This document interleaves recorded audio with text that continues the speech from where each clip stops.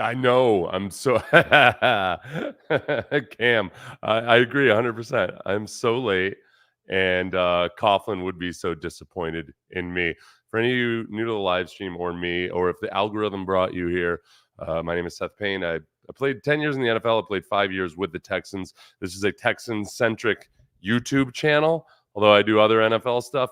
But you can save your criticisms of biased journalism and what have you for some other bastard, because I'm neither a journalist nor am I unbiased. I'm, YouTube's generally a pretty nice place, pretty cool place. And I would say every fan base has dumb fans and intelligent fans. And I think the last video I did about this Bengals game, it brought out a lot of like super intelligent Bengals fans. But I do think it also brought out the dumbest Bengals fans too. I was a little bit shocked, honestly. I think it might have something to do with the fact that the Texans are 8-2 in their last 10 games versus the Bengals, that they perhaps are a little bit more nervous than they otherwise would be about being 7-point favorites at home, and especially coming off a really emphatic victory on prime time versus the Bills. You've got the Ravens coming up, and yet they're people are upset. This is what I was most disappointed in. I was just responding to D'Amico's press conference. So I'm sitting there, and as you guys know, I read the transcripts because we can't hear crap in the from the questions of the reporters in these Texans press conferences. And I was getting like Bengals fans upset that I wasn't asking questions of D'Amico, or wondering whether I was feeding questions to people to ask. They couldn't quite comprehend the logistics or concept of a reaction to a press conference. And I know it wasn't the majority. There's some really good Bengals fans in there who made some really good points and updated me on Sam Hubbard's injury and what have you. But a little bit let down by the dullards. Not all Bengals fans are dullards, obviously, but all of the dullards showed up in my comments, and it hurt my experience for a little bit. So today, I want to preview the Bengals game, and I also want to react and respond to Matt Burke, the defensive coordinator's press conference, Bobby Slowik's press conference, because I haven't heard a lot of both of those yet.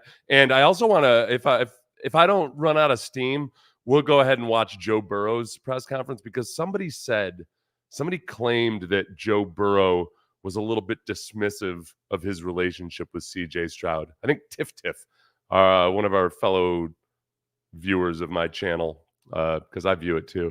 I think that's what she said. So before we get started, Vermek, I'm good, man. Thank you. Arturo. Tell me which one of those pronunciations was best. Arturo. And hello to Juan. All right, here we go. We've got a quorum here. Let me get rid of you for a second, Juan. All right. This is I am more excited about this game than any other game the Texans have played so far.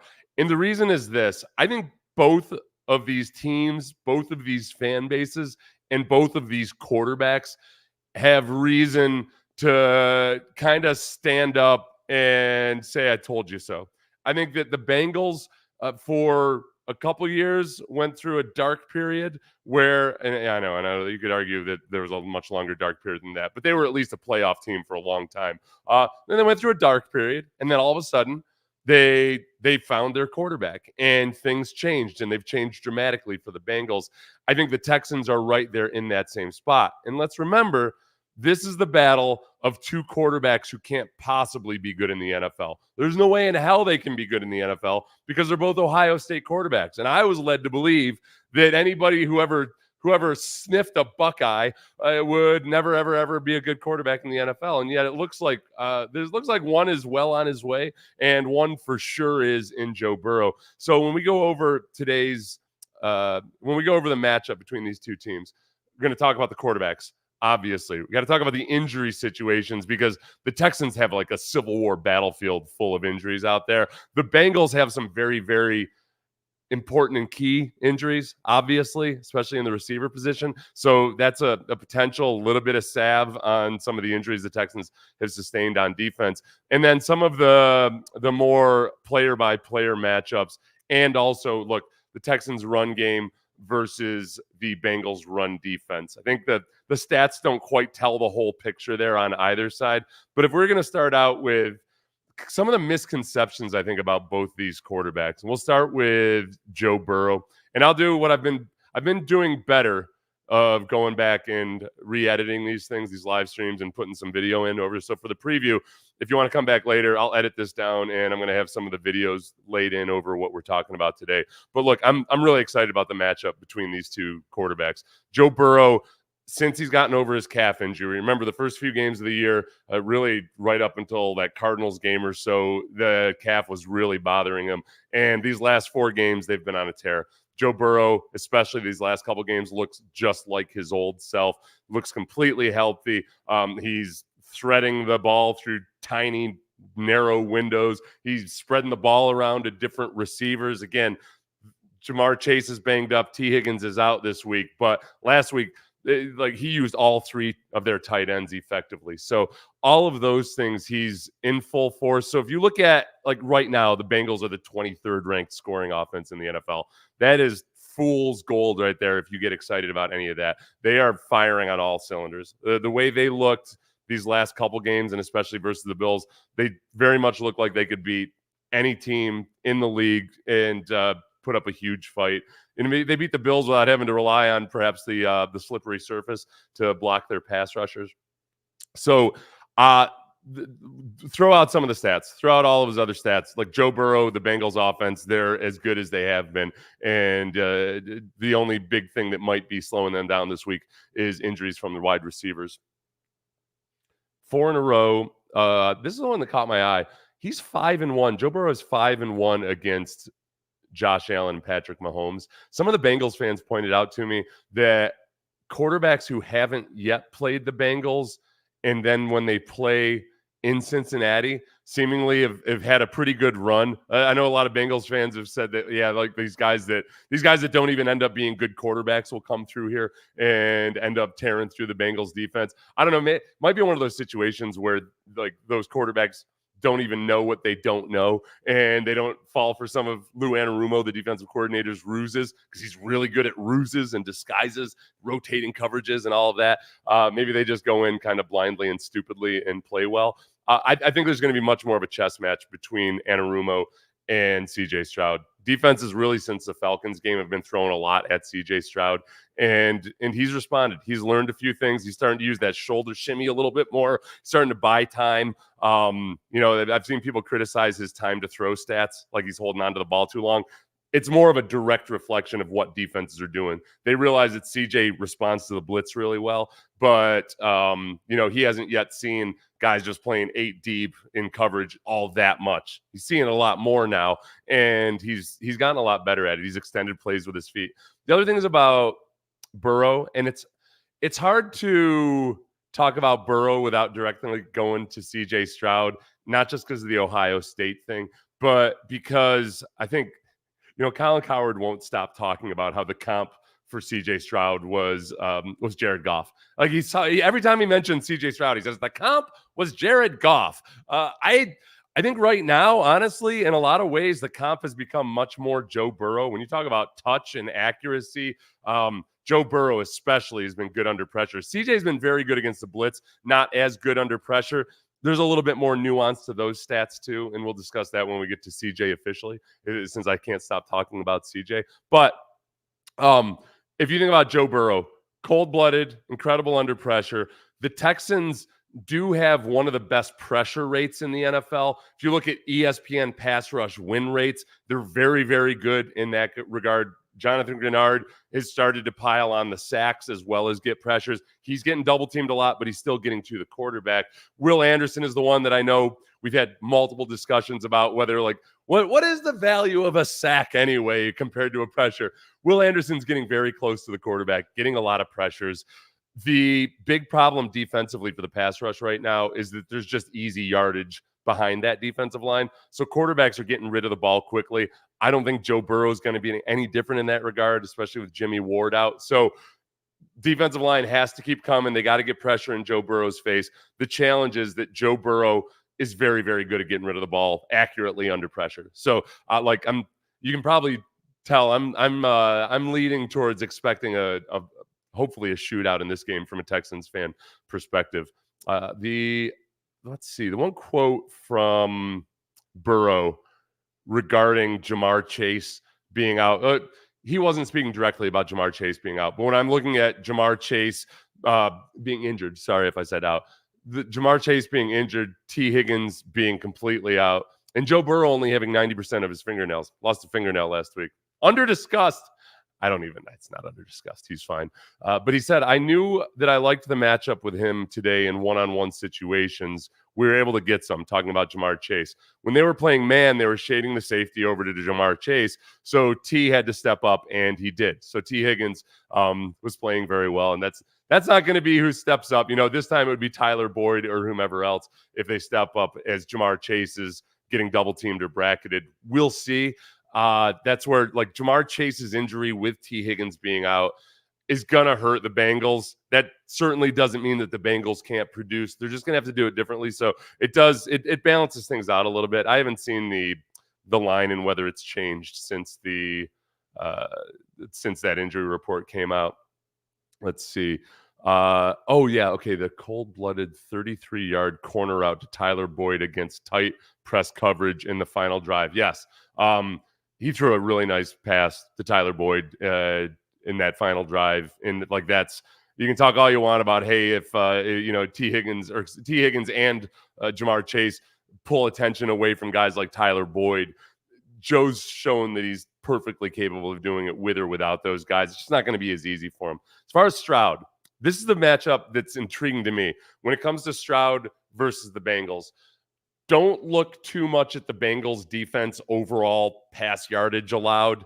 That doesn't tell the whole story. This is a defense that, because they thrive on disguise, because they thrive on deception, I think sometimes it takes a little while for teams like that to get into the groove. And this defense looks a lot more like you expect out of Lou Anarumo. And the big thing is turnovers. They've got the second most interceptions in the league, going up against C.J. Stroud, who has the lowest interception rate in the league by far. By far. His interception rate is 3 times lower than Lamar Jackson. He's thrown 1 interception all year. Yes, he's gotten lucky a couple times, but we're far enough in the season now that, all quarterbacks have gotten lucky a few times on interception-worthy throws. And even if CJ had been really unlucky on a lot of those interception-worthy throws, he still would have thrown very few interceptions. So the question is, all right, how aggressively are the Texans going to continue to push the ball downfield? If you're a Bengals fan watching this is what you need to know. CJ Stroud has the 3rd highest yards per attempt in the league. It's right around 8 yards per attempt right now, while throwing very, very few interceptions. Like, if you look at his completion percentage or anything in the negative stats that people are trying to throw out there, there's a story behind all of that. He's been very careful with the ball while still pushing the ball downfield. Not going to have Nico Collins this week, which is a big deal because Nico is just really turned into a hoss. But we'll talk more about the official injury report here in a second. As far as that lowest interception rate in the league, though, the Bengals have the second highest number of interceptions, and they're creating the most turnovers on a per drive basis. Exactly where they're up there. All right, the Bengals are forcing a lot of turnovers, including you look at last week. All right, the Bills, Dalton Kincaid made a really nice catch over the middle in the 4th quarter. It was on a drive that would have put the Bills almost assuredly within 1 score because they were down 21-10 at the time. So at the very least, they would have gotten a field goal. So they would have been within a touchdown and a 2-point conversion. But they were driving really nicely. And their Dalton Kincaid fumbled the ball. Right over the middle. It ended up being the game. That really ended up being the game for the Bills, where they could have been pushing and been in contention in that game. Texans had Dalton Schultz cough one up very early in the game last week. So Dalton Schultz has 10 receptions for 130 yards last week, but very early on hurt the team. That's really where I worry more. I don't worry about the interceptions as much as I worry about how opportunistic this Bengals defense has been. They're coming up and they're doing a lot of the things that you hope the Texans defense will start doing because they play in such a style and in such a way that it should create a lot of opportunities for big hits and forced turnovers. So right now the Texans have a good turnover margin, more based on CJ being careful with the ball than anything else. And that's what they're going to have to watch out for this week. as far as CJ's scouting report, if you're a Ohioan and you were wondering why is CJ Stroud, who seemed to be pretty damn good in college, not regarded as highly as Bryce Young. Some of the negatives they brought up about CJ. One was just, okay, how well is he going to be able to improvise? Remember? I'm sure you remember. It was less than a year ago. CJ was the latest quarterback to be penalized for being on a good offense in college. So because he didn't have to improvise as much as Bryce Young, I don't even fault scouts for saying it, because part of it is just, okay, you didn't get as many opportunities to see CJ do what he's capable of doing until that Georgia game. He would do it at times, but he just relied on it really heavily in that Georgia game. Whatever he was doing in that Georgia game, he's continued that completely. You got to understand, this is an offensive line that was playing 4 backups initially, still has guys playing out of position, still has a center who's the 4th center that CJ has taken snaps from this year. That's 4th. He's not even 4th string, because I don't think Dieter was Dieter on the squad for the first part of training camp. That's what he's been dealing with, and he's had to run around and scramble a little bit. Last week, he may have been the team's best running back when he caught an impromptu option pitch from Devin Singletary. It was completely just made up on the fly. He ended up running 10 yards and getting a first down for it. That's what we've been seeing out of CJ Stroud the entire year. So yeah, his ability to improvise is dead on. People were worried about how he was under pressure. This is the thing I would say about that, because you can look up some pressure stats that show that CJ struggled versus pressure. I don't think they're truly indicative of how he's played, because what CJ has done really well is get rid of the ball. He has zero ego about him when it comes to throwing an incompletion. And this might sound like rose-colored glasses, total homer saying this. No, look, I played with David Carr when he was a rookie, or I played on the same team as David Carr when he was a rookie. David was terrified of throwing incompletions. He took so many sacks because he didn't want to throw an incompletion. And it was a real issue. It's hard to build trust with your offensive line when they're getting blamed for setting a record in sacks allowed. CJ got sacked a bunch, 13 times in the first 2 games. And then it was turned it off like a spigot. Just stopped getting sacked because he's throwing the ball away. When it comes to that interception rate, he's been very, very good at, on hooks and curls especially. He'll throw it at dudes' feet so that either it's going to be a first down or it's going to be an incompletion, but it's not going to be an interception. He'll throw it out of bounds, or he'll throw it just out of reach of the defenders, so it's either out of bounds or to the receiver. All that stuff, it's really good. And that's where, if you look at one of the other criticisms people have of him, right now it's his low completion percentage. It's 62%. So it's not like Josh Allen in his first couple of years or anything. But that goes hand in hand with that. Early on, actually, really, it was after the first couple of games. It was ironic. He really learned about how to handle that offensive line. As they started getting healthy, he was throwing the ball away real quickly too. The accuracy has been his calling card. The whole ball placement specialist stuff, that has been his calling card. It's been nothing. I had somebody in the comments a little while back bring up that completion percentage. At the time, he was 58%, and say well, how come you don't talk about his horrible accuracy issues? And I'm if you've watched any of CJ Stroud's games, including versus the Saints when he completed less than 50%, accuracy is the calling card. Accuracy is the good thing. He does so many good things with the ball, and yeah, he has errant throws here and there. But that's been the really good part of it. There's still some there's still some parts of his game that he has to get better at. But the other comp I would make between him and Joe Burrow is that Joe Burrow was plopped down into an incomplete football team his rookie year, and they weren't winning a bunch of games, but it was obvious that Joe Burrow was doing well. Go back to Peyton Manning. Not as athletic, obviously, as Joe Burrow or CJ Stroud, but Peyton Manning, his rookie year, was the same way.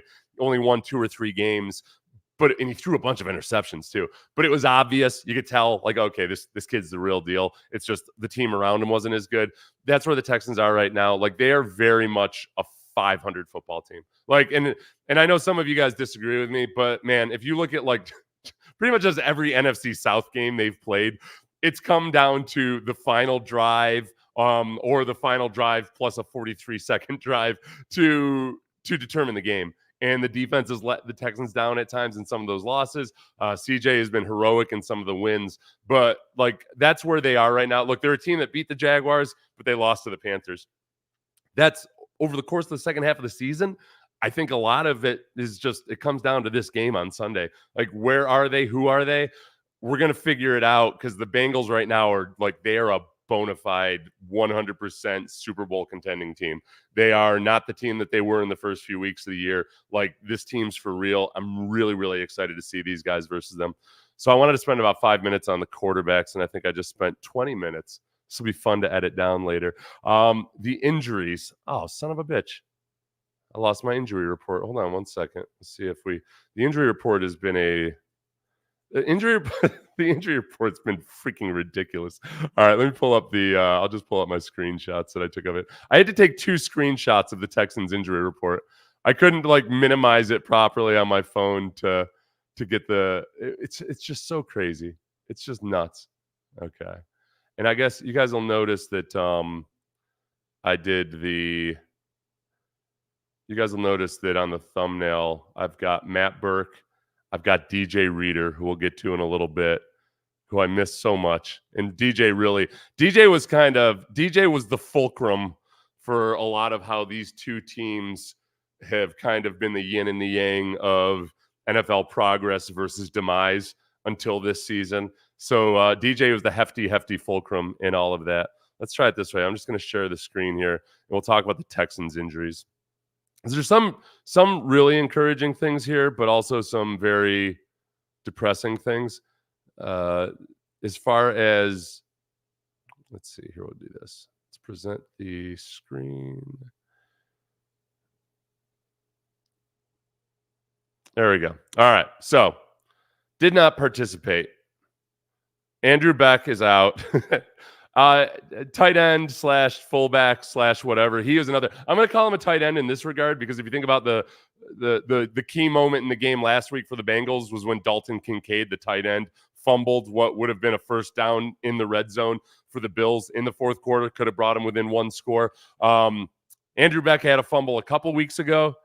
And then Dalton Schultz had a fumble last week. Like the tight end / fullback position for the Texans cannot be doing that. Nico Collins out. A lot of Bengals fans might not realize or understand how big a deal that is. Nico has been a machine. Like, Nico is the guy that when a lot of people said, hey, the Texans wide receiving core looks like they're the worst in the league, it was because they were counting out Nico Collins, partly because of injury, but also partly because, like, what you wouldn't know from unless you watched last year was Nico Collins was targeted with some of the most poorly thrown footballs ever. So he's just like, he had zero chance. And this year you've seen the very best part of him. I hope this injury situation isn't like a replay of some of his injury issues from the past. Kaimi Fairbairn, the Texans do have they did sign, well, they'll probably elevate the Amendola from the practice squad. But we of course also have various numbers of running backs that could do the job too. Brevin Jordan's been out for a while. Steven Nelson is questionable. Now, this is big because Derek Stingley is back and practicing in full. We'll talk about Derek Stingley a little bit later. But the difference between having 0 Steven Nelson and 0 Derek Stingley is going to be a huge one. And that's not to say that like Steven Nelson is all pro this year or anything, but he's been very stable. Like, you haven't seen him make a lot of plays or be targeted a lot, really just because there's so many easy options elsewhere. I don't think it's that Steven Nelson is playing incredible football. It's that there's other guys that are open all the time. And if you got Derek Stingley back, at least it could allay some of that. Remember, Derek Stingley's had a whole lot of reps against Jamar Chase back in college. Not that doesn't mean he's going to be a shutdown versus Jamar Chase, but it's one little extra advantage. Dameon Pierce out.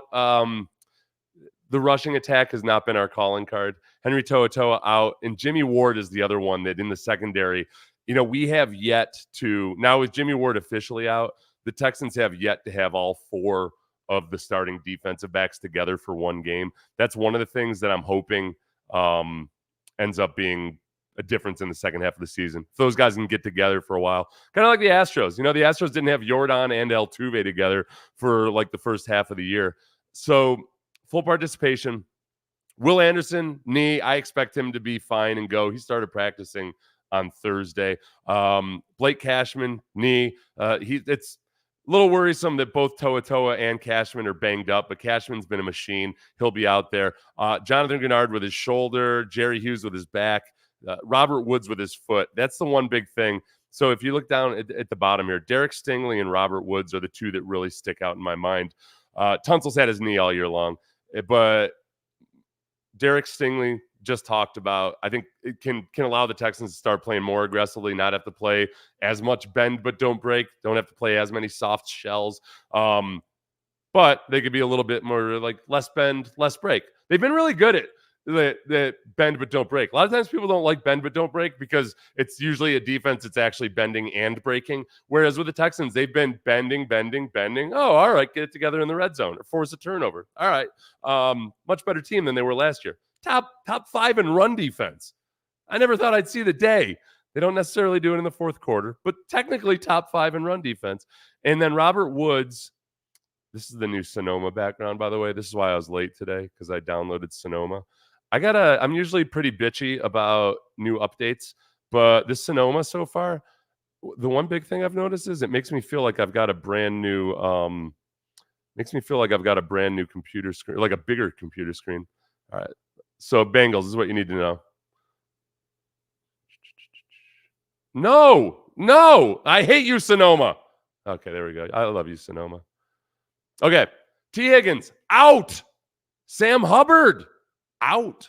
It's big because the strength of the Bengals defense in a lot of ways, and I think they're both captains, is Hendrickson and Hubbard on either side. It looked like Hubbard got hurt in the fourth quarter last week, and he was kind of iffy until yesterday when they made him officially out. He hadn't practiced all week, but between those two, those guys are kind of a headache. And Hendrickson is like, he's low key nasty. I hadn't seen all the a bunch of mic'd ups of him until this past week when I was watching these guys, and I've got extra respect for Hendrickson because he's kind of like sarcastically nasty in a way that like guys probably think about it that night. I was like, man, I can't believe it. That guy beat me for a sack, and I think I hate him now too. He really cut to my very core. Jamar Chase with his back went down hard in that game. Tupo, how do you pronounce his name? Bengals, somebody help me. Doubtful, and that's a hit for them. The big thing too, Cam Taylor-Britt with a quad, full participation but questionable in the game. Cam Taylor-Britt is one of those guys that has been the reason for them turning the ball over as much as they are, and for them looking more like a defense. I'm going to do some. Look at this. I think Nico being out for us is a good thing. Explain yourself, Forever Royal. Or are you a Bengals fan? Hold on, let me see your little icon. I can't see a damn thing. Yeah, explain yourself. I'm curious about that. You say, I think you. Oh no, I know you, Forever Royal. I think we beat him. The fullback is out. They'd be stupid to run the ball more than throw it. Yeah. Okay, I'll get to that a little bit. Let me get back on task here because I still have so many videos I want to watch. I'm so excited about this game. I really, really am. This is really like this is like it. I don't want to oversell it, for a regular season game, but it's a real football team that will not be snuck up on. And we'll get into that when it comes to the trap game part of it. But the other thing too about CJ, to wrap it up with CJ, since we already did the injuries, we already talked about his improvisational skills. The S2 cognition test and all of the nonsense that ensued. I saw on the Pat McAfee show this week that one of Pat's little Nepo baby buddies there, I don't know if I'm pretty sure he's being sarcastic, but in case he wasn't, I'm going to maintain my edge on this one. He thought it was obvious now that the Texans probably put that S2 report out into the atmosphere to cause CJ to drop. I don't know if he was joking or not. I got to assume he was joking. And it wouldn't have bothered me if he just threw it out there as a theory, but I think he said that it was obvious or it was likely that the Texans did that. This is what you need to remember about that. There's only a certain number of teams in the NFL that subscribe to the S2 cognition test.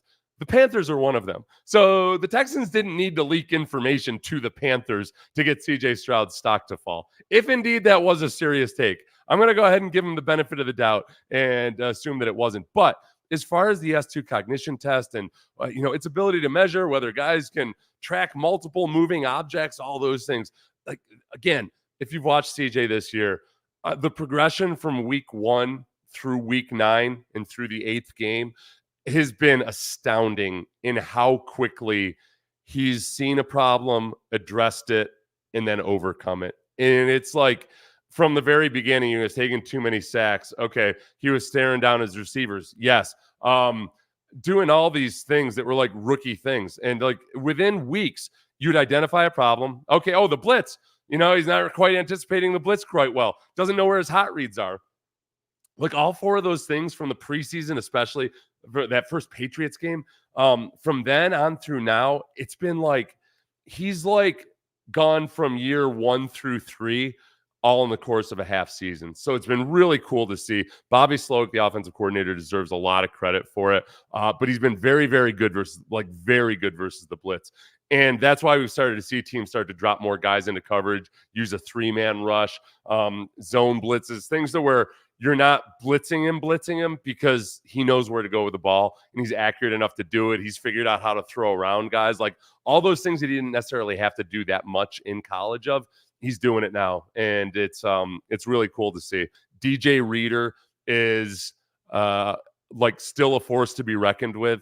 And DJ Reader is the guy that, remember, the Texans, correct me if I've got my timeline wrong here. Sometimes all that stuff turns into just like a big murky mess of misery for me, those years from 2020 through 22. But Texans get thrashed by the Chiefs in the playoffs, like everybody else did that year. And the dynamic duo of Bill O'Brien and Jack Easterby decide to improve the defense by letting DJ Reader walk in free agency and then signing Eric Murray, backup safety, to be a starting cornerback. And that's it. Here you go, Anthony Weaver. Good luck being a defensive coordinator in a COVID year with a defense that's actually going to be worse than it was last year. That's what happened. Meanwhile, DJ Reader was part of a wave of free agents that the Bengals had never really splurged on before. They went out and they actually signed some good dudes on defense. They draft Joe Burrow over the course of the, in the same time period. This is all over the course of a couple of years. And lo and behold, they hire the right coach. And lo and behold, they end up, it's off to the races for him. So I think that hopefully right now what the Texans are doing is reliving a little bit of that. When it comes to the actual run game itself, Michael Dieter, the center, versus DJ Reader is one of the big matchups that I thought Michael Dieter did about as well as you could have expected last week versus Vita Vea, and deserves a lot of credit for holding up in pass protection. A couple of the really, really bad run plays where Vita Vea made a play was actually the fault of other guys. I mean, they were running, there's either a counter or a pin and pull where, Dieter is just turning to his left and the right guard's supposed to block Vita Vea, and Vita Vea just came through unblocked. Like, if you choose not to block DJ Reader on anything other than a trap or a screen tomorrow, my God, offensive line, I disown all of you. I disown all of you. I'm close already. I've threatened your inheritance multiple times, but I disown all of you. Some people ask whether Reader might be a potential free agent signing for the Texans this next offseason. I would be surprised because he's a little bit more, he falls into that category of he's way more athletic than you think he is, and he's a better pass rusher than you think he is, but he's not quite as sleek an athlete as I think D'Amico likes to have at the defensive tackle position. I wouldn't discount it whatsoever, but you've got this new age. I would put DJ Reader in that same category as Vita Vea.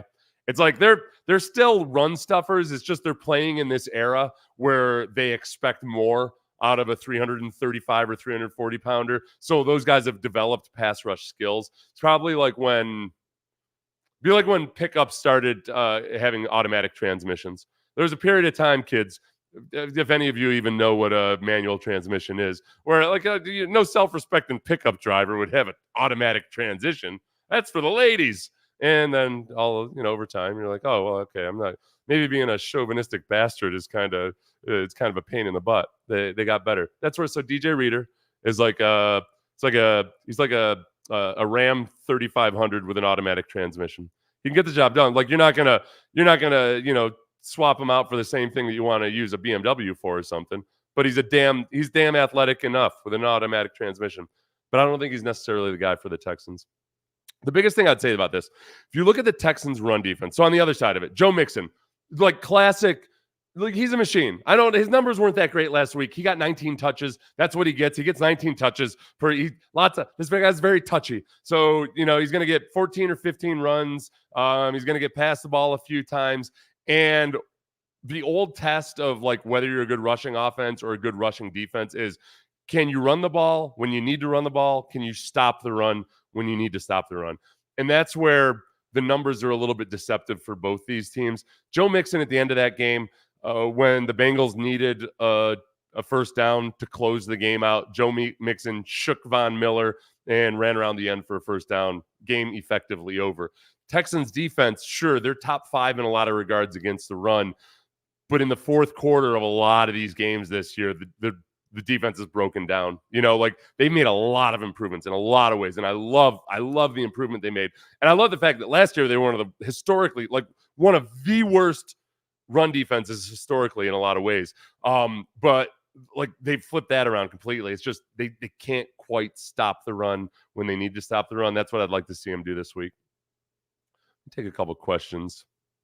Please tell me I did not X out of StreamYard there. Oh, thank God. All right. They might elevate Dalton Keene. More Daltons. Dalton, everybody. Every child born from 1900 to let's say from the year 1998 to the year 2004, apparently was a tight end who went on to play in the NFL. There's Dalton Keene, Dalton Kincaid, Dalton everybody. For some reason, I think you're excited about this game. I'm so incredibly excited about this game. Let's see. I feel like their trick plays have been more successful than the regular ones. Okay. Excellent point. I'm glad you brought that up. Thank you. UG Free. Do I pronounce your name UG Freestyles or U by G Freestyles? I don't know. Listen, UGF. Sorry, I got sidetracked by UGK. All right. So I feel like their trick run plays have been more successful than the regular ones. In some regards, yes. I do feel like they fall in love with the end arounds a little too much. I think that the more teams see of that, the more comfortable they get with it, and you lose that ambush factor. The one thing I loved about last week was in Xavier Hutchinson, like he bulldozed his way for like 4 extra yards. Remember, he ran to the left, got stopped short of the sticks, and was like, I only get so many opportunities to do this, and he bulldozed his way in. That was freaking awesome. The biggest thing about last week, by far, is that Bobby Slowik started throwing the ball on first down more. So the Texans went into that game having run the second least frequency on first and second down when the game was still competitive. Going into that game, they had become very, very predictable. So against the Panthers, CJ had 24 total pass attempts. Last week, the Texans had 19 pass attempts on first down alone, and CJ was 16 for 19 on first down. Don't fact check me on those stats exactly. The spirit of those stats is correct, but that was huge, and that's gonna have to be what they do. I'm okay with Slowik. Look, you got to run the ball. You can't throw it 100% of the time. The defense has to understand that you are going to run. You don't even have to be awesome at it. You just can't. You can't run as often as they have been when you're not running the ball well, when you're making 7 yards on 7 carries. That's what they started out last week, 7 yards on 7 carries. So I think that Bobby Slowik found the right balance. The yards per attempt, all of that went back up last week. They pushed the ball downfield aggressively. CJ started off the game.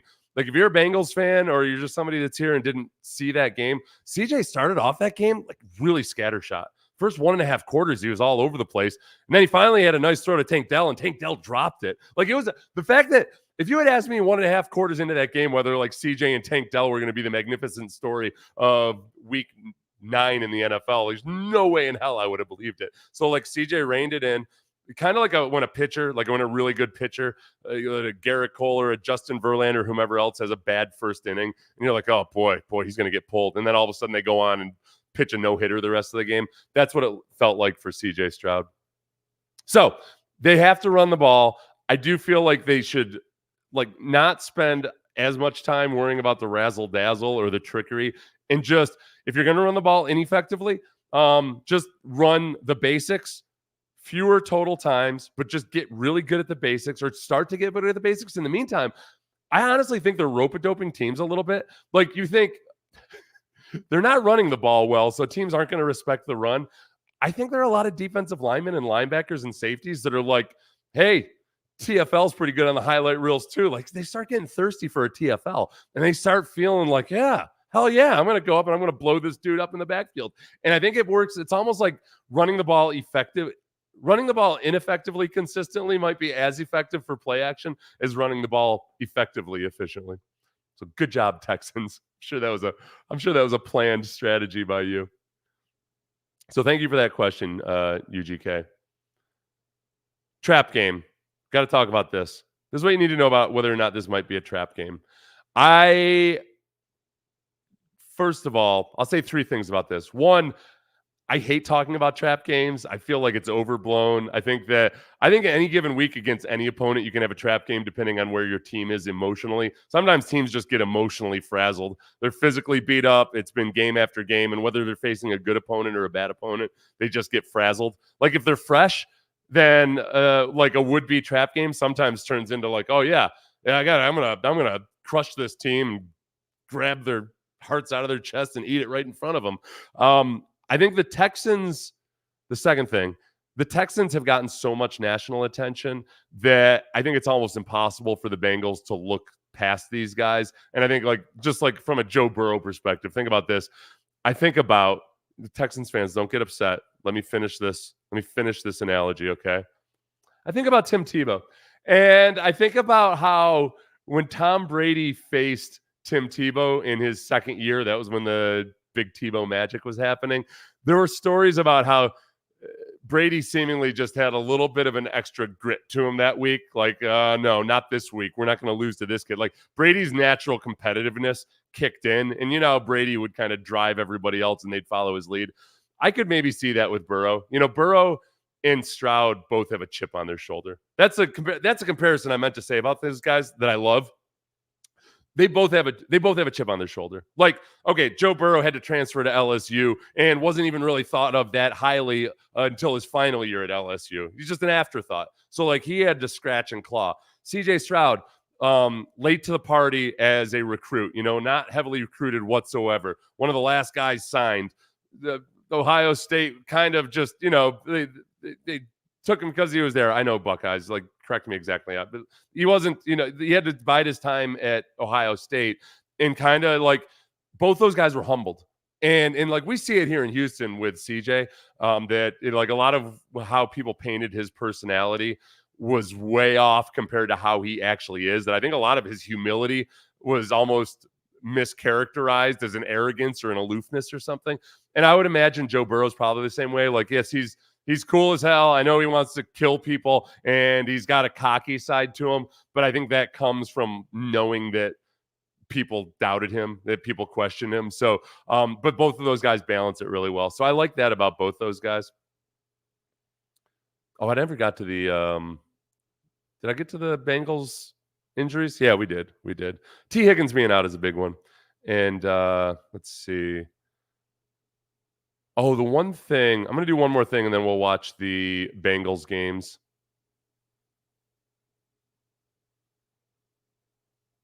Oh, two more things. Okay. Just the one little, like, cute little asterisk about this game.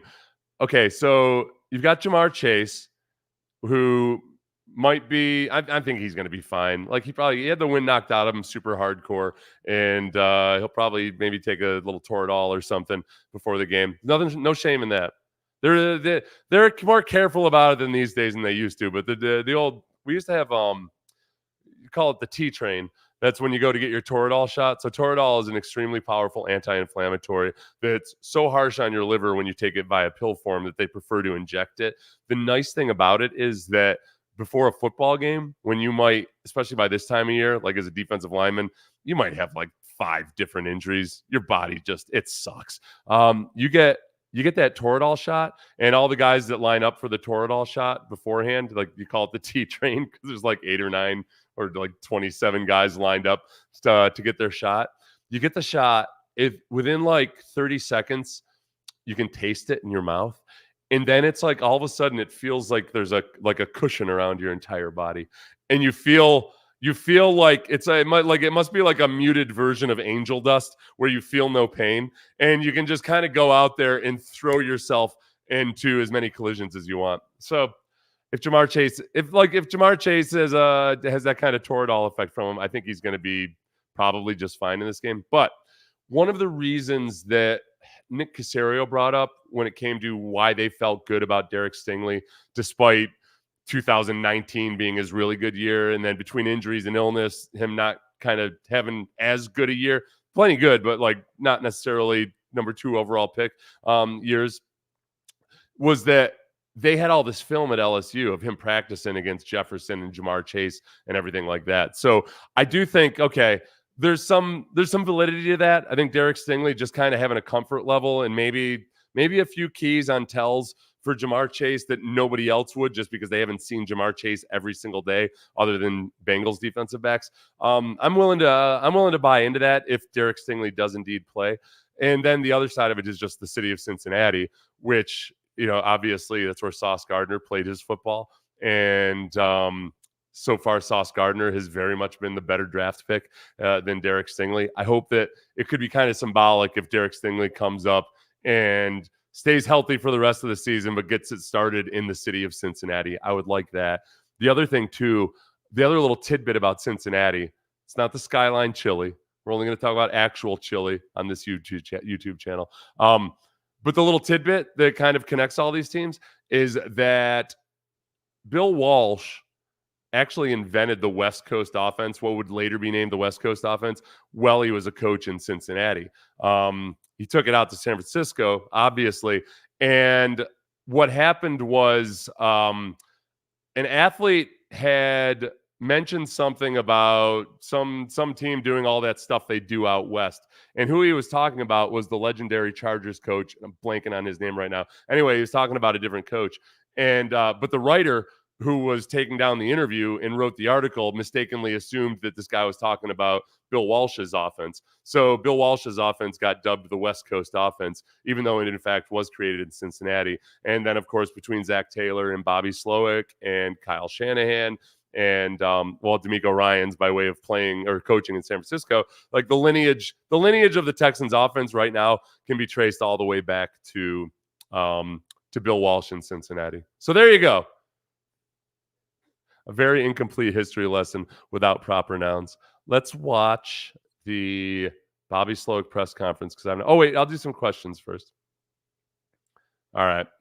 Tyrone Smiley, our defense is elite. I like CJ. Buddy is playing good ball. Unfortunately for him, we specialize in making QBs make mistakes. Okay, so this is definitely Cincinnati.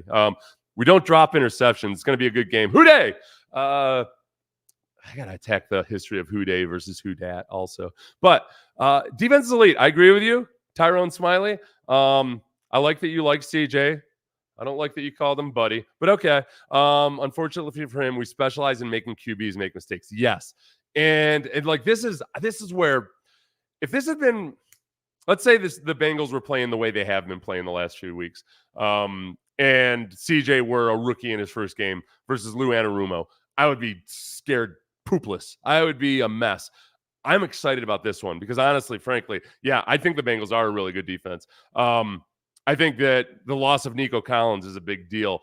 But this is going to be such a good test for CJ. Like, whether they win or whether they lose, CJ is going to see things in this game that will make him better. And CJ is really coming into his own in these last couple of weeks where, okay, the next level stuff for defenses is when they start really disguising their coverage as well, when they're rotating, when they're doing when they start baiting young quarterbacks. The Bengals do all that. They're really good at it. CJ, like, as a young quarterback, has started really – he's been looking receivers off very effectively all year long. I think he's gotten a little bit more nuanced about it. Like, he knows when to do it. He knows to do it more sparingly now. So, like, early in the season, it became a little bit of a tell, I think, because he was so predictably and consistently looking people off that if you're a defensive back and you see CJ looking this way, then he's probably coming back to the crossing route, So now CJ's been more judicious in when he uses it. But he's also started to use the shoulder shimmy a little bit. Did you see that shimmy on the double move to Tank Dell for that first touchdown last week? There's that. He's looking off more judiciously. He's certainly not just going to his first read. Like he hasn't. Teams have taken away the first read. That's been the cool thing to watch. Like teams are really starting to make it as difficult as possible, making him throw into traffic. A lot of the stuff that was easy picking for him early in the season has become more difficult. And the Panthers did a good job of kind of exploiting some of that. And like CJ, like he did, came back the next week versus the Bucks, and I think figured a lot of that stuff out. So some of those outs, like they've gotten tighter. Those windows have gotten tighter. The throws over the middle, those windows have gotten tighter. But what he's done is amped up his anticipation. And there's just so many examples now of him starting his throwing motion before a guy is like even into his break. And we saw multiple examples of that last week. So I do feel good about that. Yeah. Cam Taylor, Britt, and Dax are really growing into Pro Bowl type players. Yes. Those guys are like, they are lurking thieves. And they're like, if you're Bengals, so I see we've got a good chunk of Bengals people in here now. That's the fun thing about CJ. Like CJ is humble enough to know that there's things he doesn't know. You know, some rookies are so cocky that they don't even know what they don't know. CJ's very aware of the fact that there's things out there that he hasn't seen yet. And that's what's been so intriguing about him still being aggressive downfield and yet managing to not throw throw one interception. And his one interception, okay, the cool thing about it, I was glad that his first interception was one in which the defense only rushed 3. So it was perfect because it was a really it was a dumb interception. It was a mistake that veteran quarterbacks make, but it was when you're dropping an extra guy into coverage so the picture looks different, you know? And this was a few weeks ago. So the picture looks different. And, you know, that's when you become completely blind sometimes as a quarterback. You just literally don't see guys who are right in front of you because it's not what you're expecting. It's honestly the same principle as to why rising fastball looks like it's rising. It's because the ball is where you don't expect it to be. Your brain is imagining it's lower than what it is. Kind of the same principle works with quarterbacks when somebody surprises them in coverage and they think like, oh, this is cover 3 or oh, this is cover 2. The defense, like a Lou Anarumo defense, tweaks just something enough that the quarterback just simply doesn't see it. One more example of this would be like when there's a new stoplight or a new stop sign, you don't see it. You know, you've been driving to the same way to work for 10 years, unless like, that's why these days they're smart about putting huge flashing lights around new stop signs or new stoplights and huge signs flashing ahead of time to tell you that one's coming up because you just don't see it. So like CJ is aware of that phenomenon and he's been very careful in managing it, but he's going to get a new test this week. The other big one too, Bengals people, tell me if I'm wrong. By the way, Tyrone. Yeah, no, I'm just joking. Okay, Tyrone, quick aside. So there's a cultural thing here where when I first started working in radio, Ryan Rocket was our producer or a fill-in producer at the time. And I call everybody buddy. Like, I'm just like, hey, buddy, what's up, buddy? I call my kid buddy. Everybody's buddy to me. He took it, like, for the first week I was working with him, is like, yeah, buddy. All right, buddy. Yeah, buddy. So, like, it took him, like, I think it took Ryan Rocket, like, a month to trust me as a human being. So, and then we had Figgy felt the same way, another one of our producers. And like, we ended up having this conversation. I went on their podcast a couple months ago and kind of laughed about it. Both those guys kind of thought the first time they were working with me that I was kind of an a-hole, which couldn't be the first. Despite my many rants and temper tantrums on air, for the most part, like interpersonally, I couldn't be a nicer person these last couple of years. Okay. No, because even like Meltzer would tell you.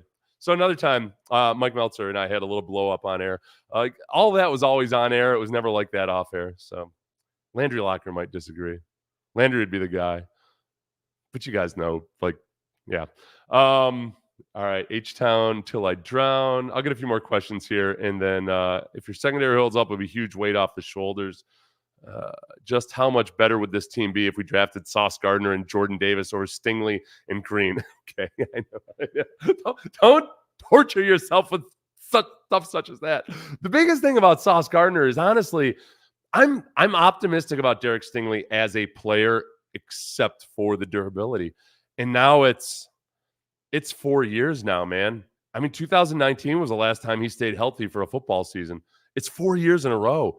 So, like, what am I I can't pin my hopes on him staying healthy at some point because there's some guys, Frank Gore tore both his ACLs. So Frank Gore's I always try to remember Frank Gore. Frank Gore tore both his ACLs and then went on to have a ridiculously long career as a running back, like the kind of career that it doesn't even seem like it's possible anymore. So I try to remember that. And yes, that's like those are ligaments as opposed to hamstring tears and what have you. I just hope that maybe that's what Derek Stingley has in him is like a really, really, really bad stretch of bad luck. The kid works his butt off. He's out there this year. Maybe he worked too hard this year during training camp because it was hot as hell out there.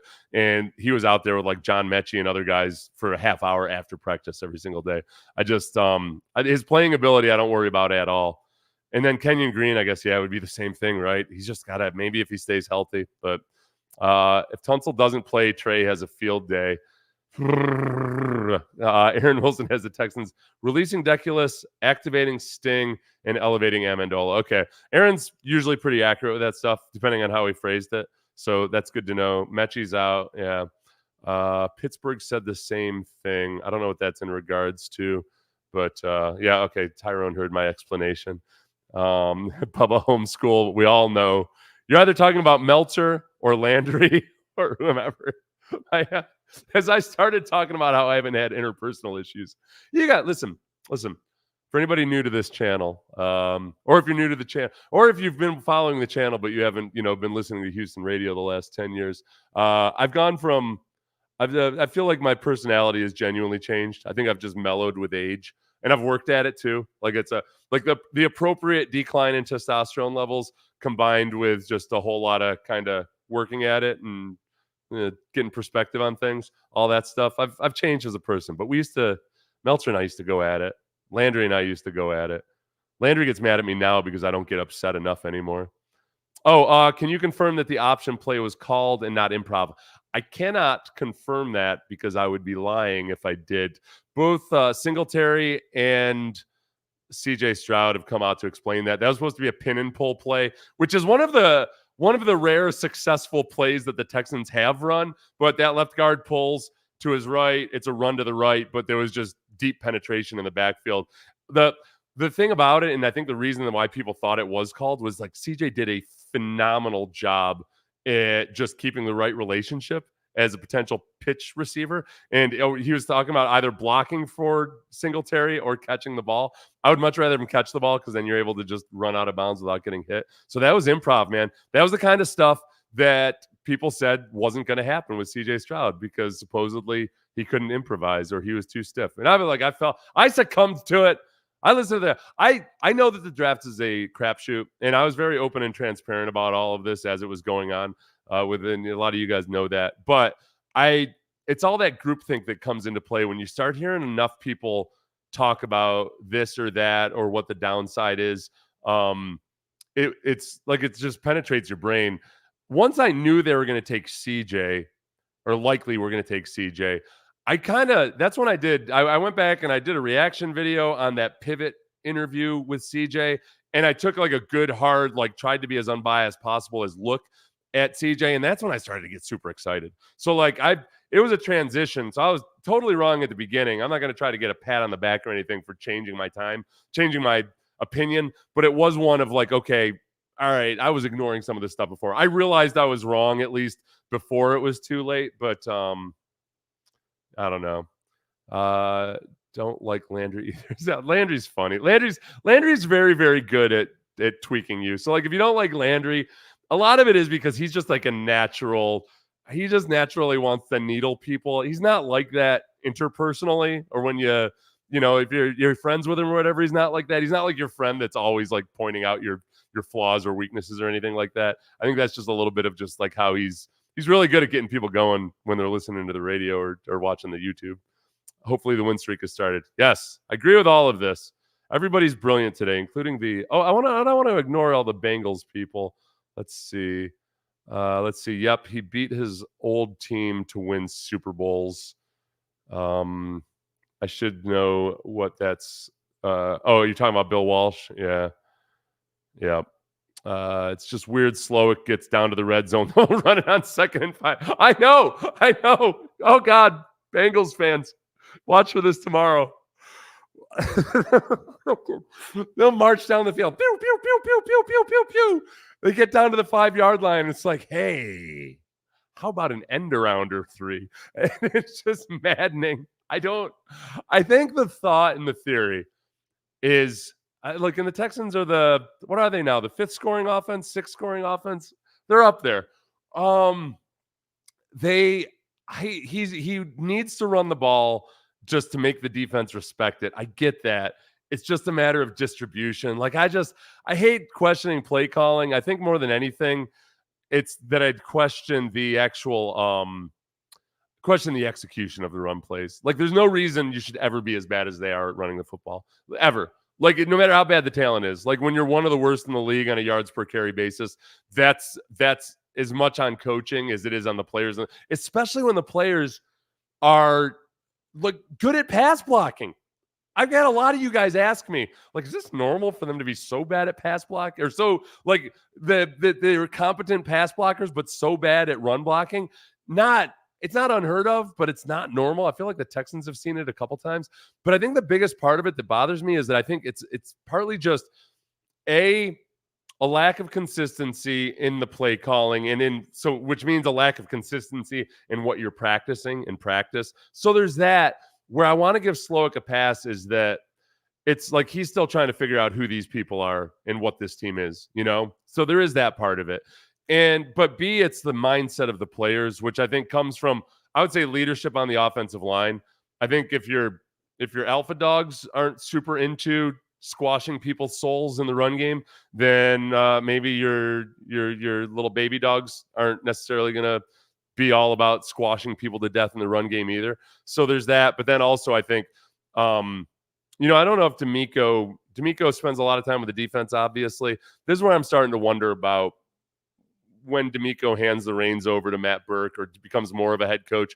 Like Slowik's not getting it done in the run game in terms of setting a mindset. I feel like that's got to be D'Amico. And, it's easier said than done. I think it's a process over the course of a couple of years, and maybe next year will be the time that it kicks in. Like, I don't, it's hard for me, as you guys know, to question or criticize D'Amico because he's done such a great job already. All right, now we'll get to, let's see, can you ever remember having us more injuries? No, I don't. Well, yeah, we've had some pretty bad years, but let's see. Don't take up for him, Seth. I'm not taking up for him. I'm trying to, are you talking about Landry or Bobby Slowik? I can never figure out whether people are talking about Landry or Bobby Slowik. Everyone's commonly confused. So speaking of Bobby Slowik, let's go ahead and watch his press conference. All right, now this is the other thing I have to explain to the Cincinnati people. Our Texans media people, the PR and media relations department, are awesome people, and I love them all. For some reason, and I watched some of the Cincinnati press conferences this week, and it seemed like the reporters were mic'd up or you could hear their questions. For some reason with the Texans, they've tried stuff before, but they've never been able to do it really. We don't get you can't hear the questions, and it's absolutely infuriating to a lot of people. So what I'll do is usually just ask the questions. And I like a lot of Bengals fans saw me do that with the D'Amico Ryan's press conference, and for some reason they thought that like it was me interviewing D'Amico or me like feeding questions to the reporters or something. So I don't know. I'm reading the transcripts to tell you what the questions are when we can't hear it. So let's watch Bobby Slowik for a little bit. This is Bobby Slowik, offensive coordinator, potential kidnapping victim when some other team tries to take him from us. Oh wait, no, we don't want this. Because a lot of people will say, is, hold on a second. And then I'm going to do one thing too. People say, no, nobody will come and hire him away after just one season as a coordinator. They couldn't possibly do that. Well, in the Shanahan tree, there have been multiple coaches who have gotten a head coaching job after just 1 year as a coordinator. Matt LaFleur was twice a coordinator, but only one time a play caller. Zach Taylor was, let's see, was he ever officially? No, he went from quarterbacks coach with the Rams to head coach with the Bengals. So he wasn't even a coordinator. Mike McDaniel, coordinator for 1 year. You got on the defensive side of the ball. You get, Vrabel. Vrabel was a defensive coordinator, one of the worst defenses in the league, and got a head job. Mike Tomlin had been a coordinator for very little time. The most frustrating thing about Bobby Slowik has been that he, after being kind of advertised and described as like a bookish, computery type guy, he's actually been delightful. He's actually like been very lively here. I could see him doing very well in an interview, and that pisses me the hell off because I don't want to make all this progress and then have him be gone. Let me tell you guys, tell me if you can hear what he's saying when he starts talking. This question was about telling CJ. Oh, wait, here we go. It's on. He was asked about what stood out about quarterback CJ Stroud's performance last week against the Bucks.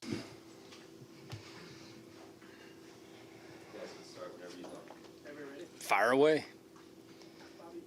See that little shred of personality there, just with a fire away. You go back and watch the tape of what CJ did. What were some things that stuck out to you? Obviously, I saw the throws, but just maybe what went into being able to do that and the way you adapted the game plan to be able to do that at the same time. I would say growth. You know, it's something we always talk about. So let me know if you can hear that because it's weird. It's not coming through my headphones, but I can hear the speaker. Here, really, on an organizational level, how fast we grow, how important it is to keep growing and you know, keep trying to improve, keep moving on, and stuff he'd been working on for, I want to say, like 5-6 weeks, really finally manifested itself in the game. He'd been doing it in practice for a while now, you know, 2-3 weeks at least.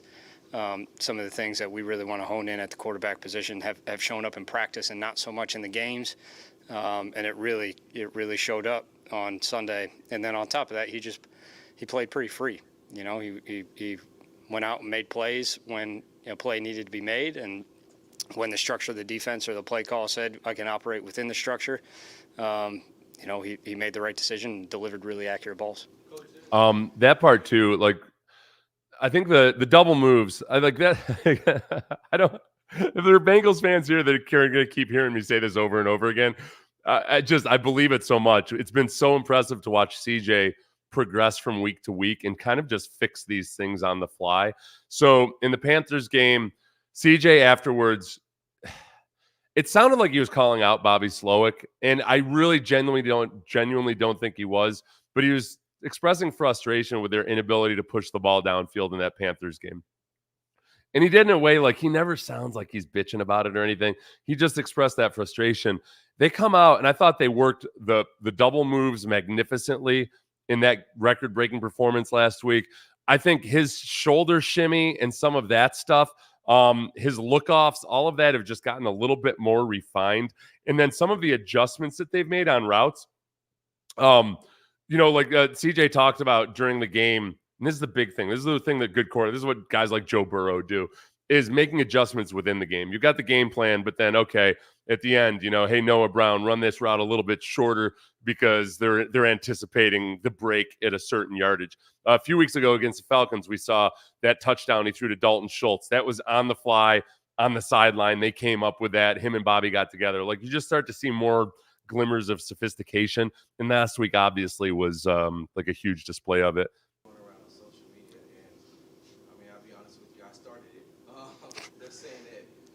This next question was about the pitch from running back Devin Singletary to quarterback CJ Stroud, and what were his emotions like even after it worked. Play with Devin Singletary when he pitched the ball to CJ, and I said, hey, you know, Coach Slowik is in his bag, but I know that it wasn't a design play. Yeah. But just to see the way that transpired and played out, you know, on the sidelines, what was your emotions even after it worked?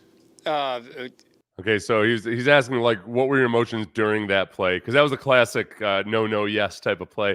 And how did you feel about it afterwards? Honestly, my emotions after it worked is like you immediately just start getting ready for the next play call, as crazy as that sounds. But like No, it was kind of it happens. You're down there, man. So fast. You keep thinking. When you're under the play clock, you can't spend a lot of time on it. I really didn't stop and think about what Motor did until really the drive was over and he came to the sideline and we were talking about it. But I probably would have had a similar reaction to CJ. you know, like, man, hey, this looks good. Hey, give me the ball. Oh, he really gave me the ball, you know. Yeah, I mean, it was an unbelievable play by Dev. It was not perfect pitch technique. You know, we got to work on that. I think he was horizontal when he flipped it, like dang near behind his shoulder right there. But it was cool to see.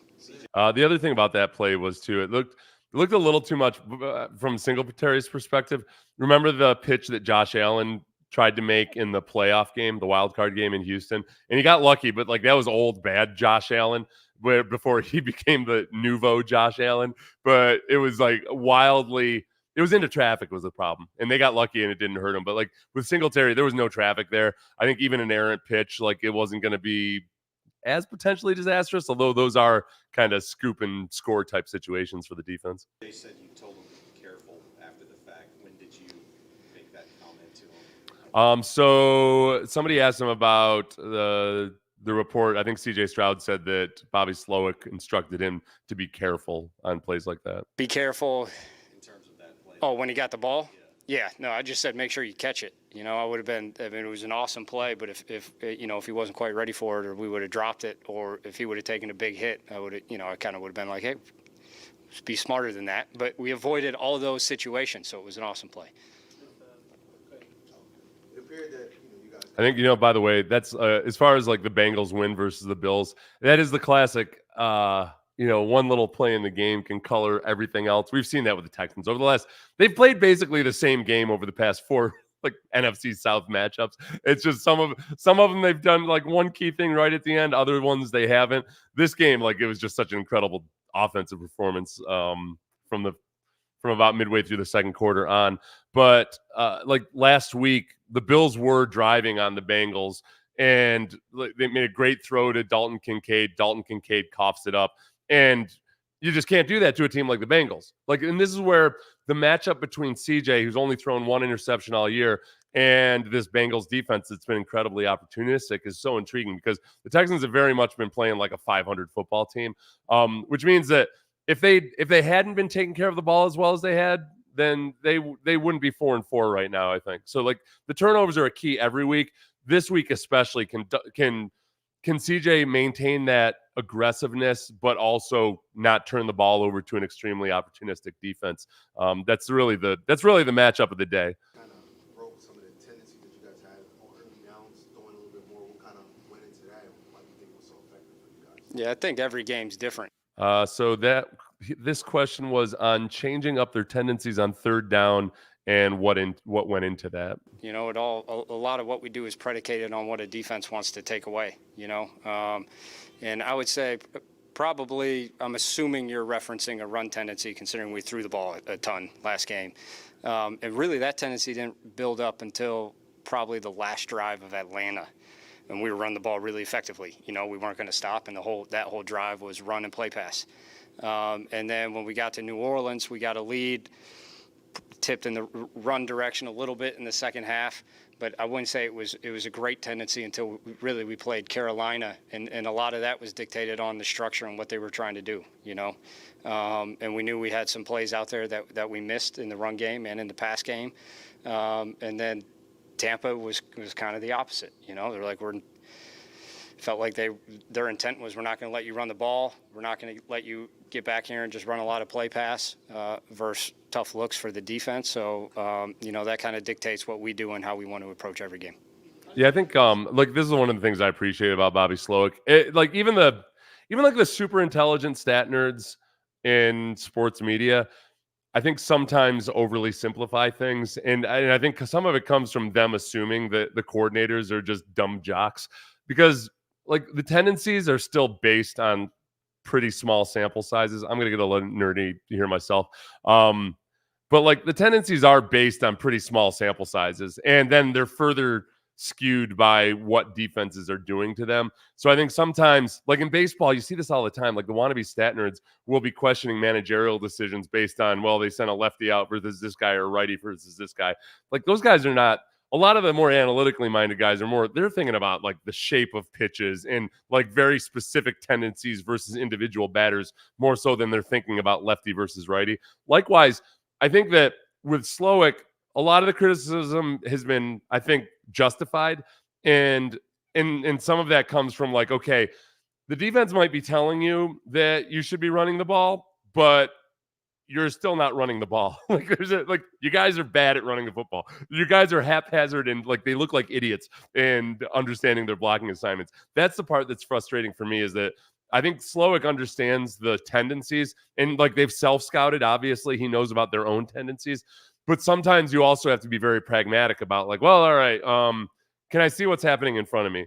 That like, yeah, we should be able to run the ball right now, but these guys are just incapable of doing it because we haven't coached them well enough, or they're just not inherently good run blockers. Rant over. D'Amico was talking about their personnel, but their defense coordinator, Lou Anarumo, some of the things that he does that challenge offenses. What have you seen from him? Okay, so this was I think Aaron Wilson asked about the Bengals and some of the things that Bengals defensive coordinator Lou Anarumo does to challenge offenses. Yeah, they're really sound defense. They're well coached. It shows up on tape. There's almost no freebies that they give. You know, I mean, there's not many wide open people running around the field, and a lot of the run game is earned. Especially, I mean, the last 3 weeks, the 3 offenses this defense has played are really good offenses, explosive offenses, and they held all 3 of them to under 20 points. It'll be a big challenge and test for us because we know, for like everything for us just starts with how we're approaching it and how we got to take care of ourselves first. And we've struggled with consistency. You know, every time we put a game together or a half together, we've really had a hard time coming back and doing it again next week. So the emphasis for us is the same as it was last week. We want to go out and we want to play clean football. And if we play clean football, we feel like we got a shot. Okay, this is what I forgot. Let me get, because I'm gonna have to go back and edit this when I do my preview video, and I add in some of the plays over this. But when it comes to the trap game scenario, and like when usually you think about, well, they played the Bills on prime time, and now they're gonna face the Ravens the week after the Texans. Is this a trap game for the Bengals? Like, this is what you need to understand. This 4-game win streak that the Bengals are on, it started off with the Cardinals. Okay, whatever. And they looked really good, but it was against the Cardinals. They beat the Seahawks, the Niners, the Bills. Now they're going to play the Texans. Then they face the Ravens, Steelers, and the Jaguars. So I like the Ravens and the Steelers, obviously, like whether those teams are good or bad in any given year, the Bengals are going to be looking forward to those games, but especially this year, and then the Jaguars after that. So this is they're dead center sandwiched between 3 marquee games, 3 of which they just played very well versus those 3 opponents, and now they're going to face the Texans. The Texans are not thought of as like haphazard, crappy football team whatsoever. But there's, I think, perhaps a natural emotional letdown there. So I'm willing to entertain the trap game dynamic more so than I usually would be. I thought you did really well. Similar to JP, like we didn't have any. So he was asked here about. He's asked on Michael Dieter and his performance on the offensive line. For our Bengals fans who are in attendance, Michael Dieter is the center who's now the 4th center who has started in front of C.J. Stroud. CJ's rookie quarterback has had 4 centers, 2 of them rookies. The middle 2, the second and third ones, were rookies. Michael Dieter filled in last week and did, I thought, pretty well given the circumstances versus Vita Vea, one of the better nose tackles in the league. Any misassignment, mental errors as far as calls. He was really clean on that, which is obviously a huge part of what the center has to do. He did really good in the run game. I know we didn't run the ball a ton against Tampa, but in particular in the second half when we started running it a little more, he showed up in a positive light for sure, helping capture some holes right there. And then in protection, like I said, he got everyone where they needed to go, and the few times he had one-on-ones in pass pro, he stood up. So we were really pleased. It's really it's one of the better things that's happened because of the relaxed practice squad rules, like expanded practice squads. You can have veterans on the practice squad, and then the IR rules where you can bring guys back after 4 games. I think it's made it a lot more fun for teams that are banged up because, look, you don't have your favorite guys in there, but a lot of times now you're elevating guys from the practice squad who've been practicing on the team the whole year, and then you can put them back down. They're veteran players. And it's not like, I think that's one of the reasons that games are more competitive now. Maybe that's some of the reason for the parity. It's really started to catch up to where teams think about the entire 70 plus guys they have in the building more so than just the 53 on the active roster. And Dieter did a good job. Does Juice Scruggs still exist? I don't know, man. You know what happens to hamstrings on the Texans? They tear and then they never recover. Derek Stingley, fingers crossed. I feel like if I cross a finger for Derek Stingley, I'm going to tear a finger muscle. But Derek Stingley, full participant in practice this week. I might end up playing on Sunday. So there we go. What game plan get ready for a team? I know you guys talked about it's what you do versus what they kind of do to you. When you have guys who are missing, and maybe it's mental reps instead of actually physically being out there in practice, how does that adjustment happen for you as you build things? Is it about what guys can fill in for certain guys? Like, how do you adjust building when guys can't physically practice? Yeah. Okay. Notice, okay, it's playing on my computer speakers. If I take my earbuds out, I can hear it. So you guys might be able, let me know if you're able to hear those questions as I play those or not, because I can barely hear them. He was asked about adjusting the game plan based on injuries and guys who can't physically practice. I think that there's a lot that goes into that, and I'd say at this point in the season, we've had a lot of repetitions at how exactly we go about that. But it kind of, there's some plays during the week, like if you put in or if we want to hit and we want to possibly attack a certain hole in the defense, but we know like we need to get this repped with a specific individual on this specific route to really feel comfortable about doing this play. And then there's other plays where we've been running something like this since camp, or we feel really comfortable about all our guys running this or blocking this. And it's more mental work, off-field preparation. Even if necessarily you don't get the rep, we still feel confident when you get in the game, you can go execute. So there's definitely a balance there. And you got to be aware, there's a number of packages, I would say almost every week, that we have up that don't ever make it to the game because, the specific person it's made for doesn't make it to the game. So that's part of the preparation process, which I think is mostly what it is. And what a lot of offensive coordinating is it's a lot of weekly preparation. So by the time you get to Sunday, all the work's already put in. The hay's already in the barn, not just for me, not just for the coaching staff, but for the players as well. And the stuff that you couldn't necessarily rep, you just have to devote more off-field time to if you feel something that can be accomplished. The cool thing about that is it's got to be hard to work on all that stuff, and then you just got to exercise it from the game plan. I think, though, too, we've seen multiple instances this year where they have run stuff that maybe they hadn't practiced, like that touchdown throw to Tank Dell last week that was the one, right, that they hadn't run in forever since training camp. I might be mixing up my weeks here, but there have been a few instances of that, or they've done things where they've tweaked routes and they've made adjustments to packages that they're running. Dalton Schultz, I think, that's where his veteran savvy has started to show up. And, I was skeptical of Dalton Schultz at the beginning because there were a lot of miscommunications during training camp. He's really started to look a lot more like a veteran guy in the pass game since then. And his run blocking and pass protection, I'm not super stoked by, but I've gone back and I've tried to be unemotional about it. And I do appreciate the times where he does do a good job. There's curious times where I feel like he just kind of goes mentally like out to lunch a little bit. But if he gets 10 catches for 130 yards this week, I'll be cool with it. When we talk to CJ's teammates again and again, they say things like he's special, he's different. As someone that spends probably more time with him than anyone else on the team, can you put your finger on what makes him special?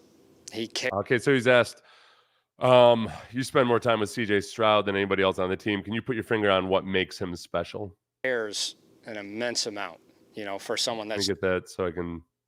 Guys. Let me be sure that we hear that right. Can you put your finger on what makes him special?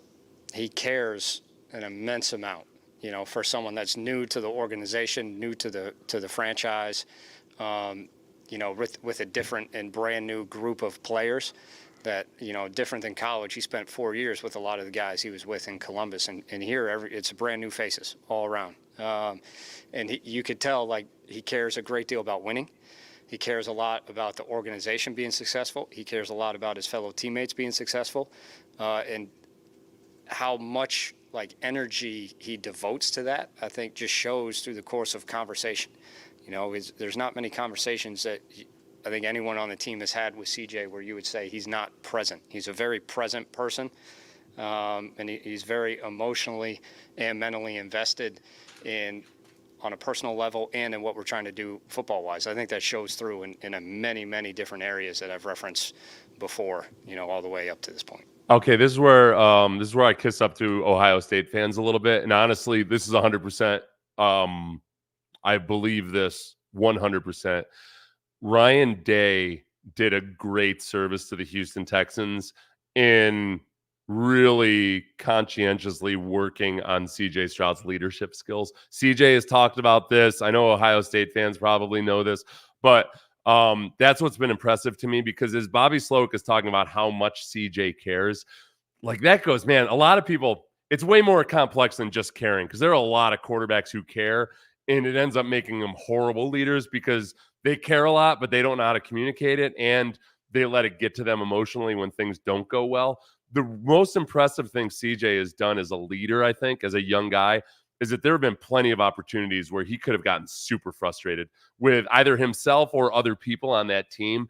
And I kind of I look for it. I look for little chinks in the armor to see if that's creeping in. The only time it maybe looked like it was a little bit was after that Panthers game. And in hindsight, looking at it, and I went back and I watched the press conference where he talked about wanting to push the ball down the field more. He's doing it very he's talking about it very pragmatically. He's not talking about it with any kind of frustration or anything. He was more talking about it strategically about what we need to do. And Ryan Day has talked to him about that a lot. Ryan Day talked to him about his body language. Ryan Day, I think, really did a great job in letting CJ know how he presents himself emotionally, how people read his body language. People are paying attention to that with a quarterback. And there are a lot of young quarterbacks, whether it's Eli Manning or Cam Newton. They did it in different ways, but they didn't have great body language. CJ's way ahead of the curve in that respect. So that part of it's true. That part of it's been really, really good. He cares, but he knows how to channel caring. And the other part too is just caring about his fellow teammates. He's had a few moments when he's talked about caring about his teammates. He talks about caring for their families and knowing that, hey, Tank Dell has to provide for his family, or I got to help Nico Collins provide for his family. It feels like he takes genuine responsibility for the guys on his team. He doesn't want to see them do well. He just wants to see them do well in life. It's really cool. And I'm probably it probably sounds that sounds corny as hell, how excited I get by it, but I can't help it. It's the way I feel.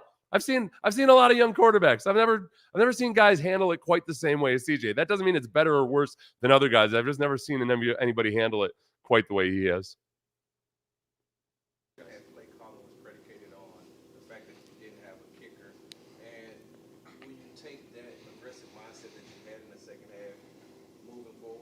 Yeah, I would say. He was asked a question about whether not having a kicker in the game last week. Remember, well, he had a kicker. His name was Dare Gumbawale, but not having a named kicker on the roster, if that affected his play calling. The only thing that really changed was third down going into fourth down.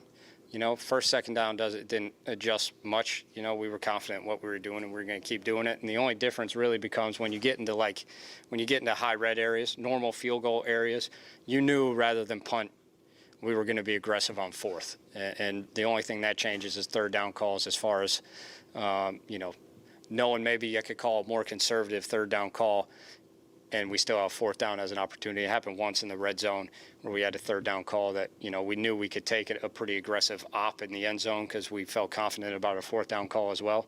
And that really was about the only time it came up as far as changing what we were doing. And then the 2 points, obviously, which we had gone into the game. We were already prepped with 2-point plays and 2-point thoughts, not necessarily 3 of them, but that's always something we talk about. Yeah, I think That sounds pretty straightforward, unless I missed some BS there. Like Slowik's been pretty straightforward about, I think, honestly, being critical of himself, but also, acknowledging whether something affected them or not. Sorry, I thought we had a bird and a bird feeder that my wife's been waiting for it to be occupied. It's not. It's empty. I like the one thing I wondered about was, and like not to get too deep in the weeds about this, but taking a knee at the end of the game there.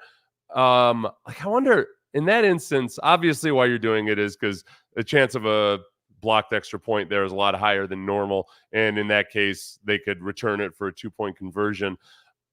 Should that be more of a standard protocol with teams, even if they do have a kicker? Because the chance of you kicking it off and them, if you squib kick it, the chance of that, I guess then they've got 2 potential plays for something weird to happen.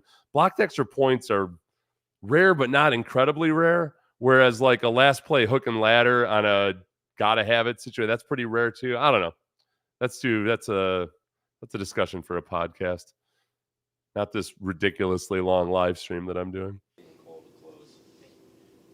When we look at the amount that you use the fullback with Andrew missing the last couple of days, do you feel like you have enough guys cross-trained to be lead blockers, tight ends that can do it, or practice squad guys like Dalton Keene? Okay, so he was asked if he feels like there's enough cross-trained guys to be a blocking tight end. Okay, so if Andrew Beck can't go, which he can't, at the time this question was asked, they didn't know. Are there enough guys cross-trained who can be a blocking tight end if Andrew Beck is out? And he's also asked about getting wide receiver Robert Woods back at practice today. To get Robert back on the field and have him back in the offense. Yeah, it's been awesome to see really all the guys that have been fighting through some injury just continuing to work and trying as hard as they can to get back out there. But as it relates to the fullback spot, like we always, especially when you're a team that really believes in 21 personnel, you always cross-train guys. So you referenced 21 personnel is having 2 backs in the backfield, 1 tight end.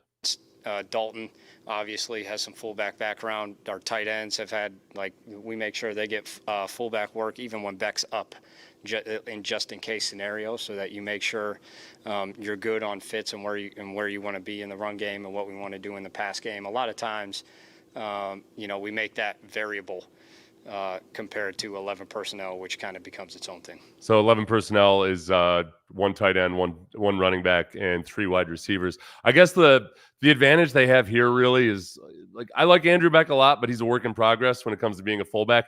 I've never once this season felt like they have anything other than a tight end playing fullback. Like Beck has not made that transition to where, like, oh wow, he's a fullback more than a tight end. It's been very much like a tight. Oh my God, I can't believe I forgot to mention this when we did our preview. Okay, Andrew Beck feels very much like a tight end playing fullback. I did not realize that the tight ends coach for the Cincinnati Bengals, who had all 3 of their tight ends involved last week. Texans, by the way, have been awful at stopping the tight end. It's a real weakness of theirs. The tight ends coach is James Casey. James Casey, who was the ultimate tight end who could play fullback, the H-back for the Texans, back with Gary Kubiak, is the tight ends coach for the Bengals. And I freaking love James Casey. James Casey was one of those guys that was, went to Rice, was a like basically he played baseball, like got a scholarship at Rice by sending out tapes, probably VHS tapes, to just hundreds of football coaches. Rice was the only team that even gave him a call. He goes to Rice. He's got a really cool story about just basically reading all kinds of self-help motivational books all the time just to get himself amped up and channeled. And he ends up playing in the NFL for a long time, coach for University of Houston. Now he's up in Cincinnati. So one more reason, as much as I'm growing to admire a lot of people on this Bengals team, including DJ Reader, who's still up there, that I'll feel bad after the Texans upset them tomorrow. But I respect them, damn it. How much time do you have to put into key in and really get a good grasp on defensive coordinator's tendencies? I would say. Okay, so he's asked, how much time does he put in keying in on a defensive coordinator's tendencies? All the way up to the game. There's a process I go through that I do think, like, game plan and putting together a game plan and attacking a scheme is very different than attacking a coordinator. Like, they're 2 separate things, which it takes a while to figure out, But once you separate the processes, really you nail one down, and then for me, I go on and then I start to nail the other down, really all the way through the week leading up to the game, which is, getting a feel for play calls, getting a feel for situations, what we want to run, where, and why. What the toughest one is what can change from what he's already put on tape, because oftentimes against our scheme, our system, defenses try to do something like a new wrinkle that they haven't necessarily shown on tape that shows up pretty often, that we always kind of cover our bases on. And again, that's a later in the week process, but I would say it goes all the way up to the game. I mean, literally in the locker room up to the game.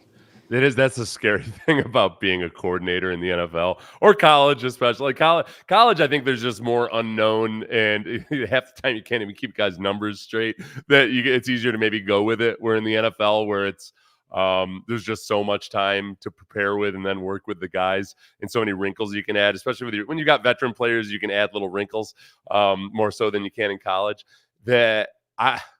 It's like whenever I try to envision myself being a coordinator in the NFL, I get an image of like In a Beautiful Mind when all those equations and everything are going back and forth.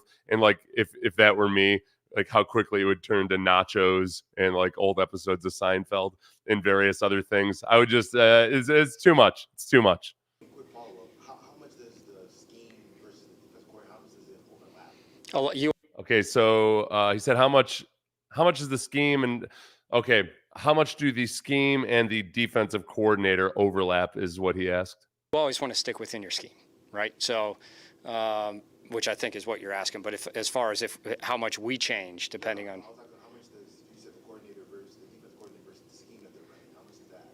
Well, okay, so he said because Bobby Slowik had mentioned that there's a difference between attacking the coordinator and attacking the scheme. So I think he's just asking for clarification on that. It definitely overlaps in that. Say it's a 3-4 scheme that believes in 3 deep, and you play 2 coordinators in back-to-back weeks that do that. Like the scheme is going to be the same, and what you attack is usually going to be the same when you get that defense. It's what other defenses did they do that's maybe a little different than the one you played the week before, because that changes your offset answers. You might love your 3 deep play, but now the first week I just had to answer quarters. The second week they don't run quarters, but they run Tampa 2. That completely could change our backside and how we want to get there and what we want to do. It could change what we want to do on a front side combination. Like it's just little minutia like that, that on a week-to-week basis always changes. And even through the course of a year when you play the same coordinator, typically tends to change because everyone evolves as you go. Okay, so immediately as he's saying that, I can't help but think of Vic Fangio because people love talking and breaking down like this is what Vic Fangio does and this is what he loves to do. I saw the same thing happen with Wade Phillips. I'm an old head now, so I've got a little bit of history with all of this. So I played for Vic Fangio, and it's just hilarious to me when they talk about how the Vic Fangio scheme is the 2 deep safeties and it's for this reason and that reason. Like the Vic Fangio scheme is figuring out what his players do best. And yeah, when he had like in San Francisco where Vic Fangio used to tell me about how much it's like ideally you can play cover 2, because if you can stop the run with 7 guys up front, then it gives you all kinds of ability to do everything else. Like just stopping the run with 7 up front, it starts with there. But depending on who was available due to injury, what the skills were of various guys, what your rushers were like at various times. Like there have been times where a Vic Fangio scheme was a boatload of cover 1 and cover 7. Wade Phillips, for a long time it was all two-man, right? I remember Jay Foreman had played for Wade Phillips when he was in Buffalo, but then also in Houston. And then I was watching a game with him in Houston. Jay was with me in Houston. He didn't play for Wade Phillips in Houston, but we were watching a game together in Houston. And like the defense and the coverages that Wade Phillips were calling in Houston were completely different than when Jay had been in Buffalo. So it's like guys get really good. It's really an insult to those defensive coordinators when you think that, oh yeah, this is what they like and this is what they're good at. Like Belichick's the ultimate for having, 1 year they're a 4-3, the next year they're a 3-4. He figures out what the scheme is. So I think like Bobby Slowik's kind of an historian in that way too. He's not going to get duped into thinking like, oh yeah, okay, we're facing, I don't know, let's say if it was a Lovie Smith defense or something, he wouldn't just act like, oh yeah, I know exactly what Lovie Smith's doing. We're going to see nothing but Tampa 2. I mean, he might be kind of right, but yeah. The Cincinnati team, they're one of the hottest rosters in the NFL as of late. Where have you seen the adjustments defensively from where they started at the end of the year to now? So this was question on how much the scheme and the wait, no, he already did that. Okay. He was asked about the adjustments that this offense will have to make against the Bengals. They're on the field way less right now, and I think that's mainly like third downs have been tough the last couple of weeks when I'm watching the film, and then the big thing that they've tightened up their tackling, and they've really tightened up. Like they haven't given up as many explosives the last. When he says they're on the field way less right now, I believe he's probably talking about a combination of the Bengals offense has just been doing, they just look really good. They're just sustaining drives. They're taking up time of possession. So you're not getting as many reps. And then the Bengals are getting off the field on third down. They look like they're peaking. If I were a pessimistic Bengals fan, I'd be like, somebody that just sees the negative in everything. They're peaking too soon. Couple weeks. So they've taken advantage of first, second down to get into good third down spots. And it's just, I referenced this earlier, but we want to play clean football. They've been playing clean football. It's been on tape now for 3 weeks where I think there's not many mental mistakes, poor technique, poor fundamentals. That's just not on their tape. They're solid football players all the way around with really good coaches and a good D-line that can get after the quarterback. So, we know it's a test, and we're testing ourselves to see how consistent we can be. Thanks, everybody. Yeah, so, and we'll get to the Matt Burke stuff here in a minute. Let's see. Another Bengals fan. Gregory! You're the first rude smack talking Bengals fan we've had on this chat. Nothing but pleasant Saturday morning conversation waiting for college football to begin, and then you gotta start in with that potentially true statement. You son of a bitch. Yeah, I don't know. The big question, Gregory, is I assume positive intent on this. So I'm one of these elevated new age types. Been doing a lot of shrooms. The Texans are not winning in Cincy with your defense. The one thing I'd say is that I do think if the Texans win this game, it will be a relative shootout. And the question comes down, as discussed, in a lot of ways, to CJ has been very good at taking care of the football. The Bengals defense has been very, very good at taking the ball away. CJ is not going to have Nico Collins. And that's an issue because I think so far, I believe Tank Dell and Nico Collins have created this kind of symbiosis the same way DeAndre Hopkins and Will Fuller used to complement each other. If they can get Robert Woods back and you have this emergence of Noah Brown, who's been very good used in conjunction with these guys, I think that's it doesn't completely replace Nico Collins, but I do think that they're able to spread the ball around way more than they had been able to the first few weeks. As far as the Bengals go, yes, the Bengals do not have T. Higgins. Jamar Chase being banged up is an issue, but Joe Burrow, the biggest thing, honestly, Jamar Chase or no Jamar Chase, is that Joe Burrow used those tight ends really effectively last week. Former Houston Texans player James Casey is the tight ends coach, and the Texans have been just atrocious versus tight ends. My biggest concern facing the Bengals, honestly, isn't Jamar Chase. Certainly not T. Higgins now. It's not Boyd. Like Boyd and Chase, yes, they are known issues, and those are going to be known problems. The Texans can play bend but don't break, stay up top for everything better than anybody. Like, I think that they can at least try to potentially bottle up those guys, not shut them down, but limit how much damage they can do. The tight ends are what I really worry about. The Texans have just been atrocious versus tight ends. And Joe Burrow knows that. So that's my concern. But I admire the confidence in your team. There's very little merit to your statement. Seth doing darkness retreat confirmed. Bucks, Jags, and Pittsburgh thought the same thing. Old Grego. That's right. Old Grego. One of the other big matchups, the Texans defensive line versus the Bengals offensive line. Joe Burrow has been really, really good under pressure. So that's not a big surprise. The Texans are kind of a conundrum for the Bengals fans in attendance. I'm going to explain this about the Texans defense. You're going to look at the sack numbers and you'll be like, these guys are bums. They can't rush the passer. But then you look at things like total pressure rate, ESPN's pass rush win rate. They get to the quarterback. The problem is the quarterback always has options downfield. The coverage on the back end has not been magnificent. They've had to play a lot of softer coverages due to a combination of youth and injuries. And because of that, quarterbacks have options downfield. They're getting rid of the ball quickly. If at any point, if the Texans ever do get the completely healthy secondary, that might change.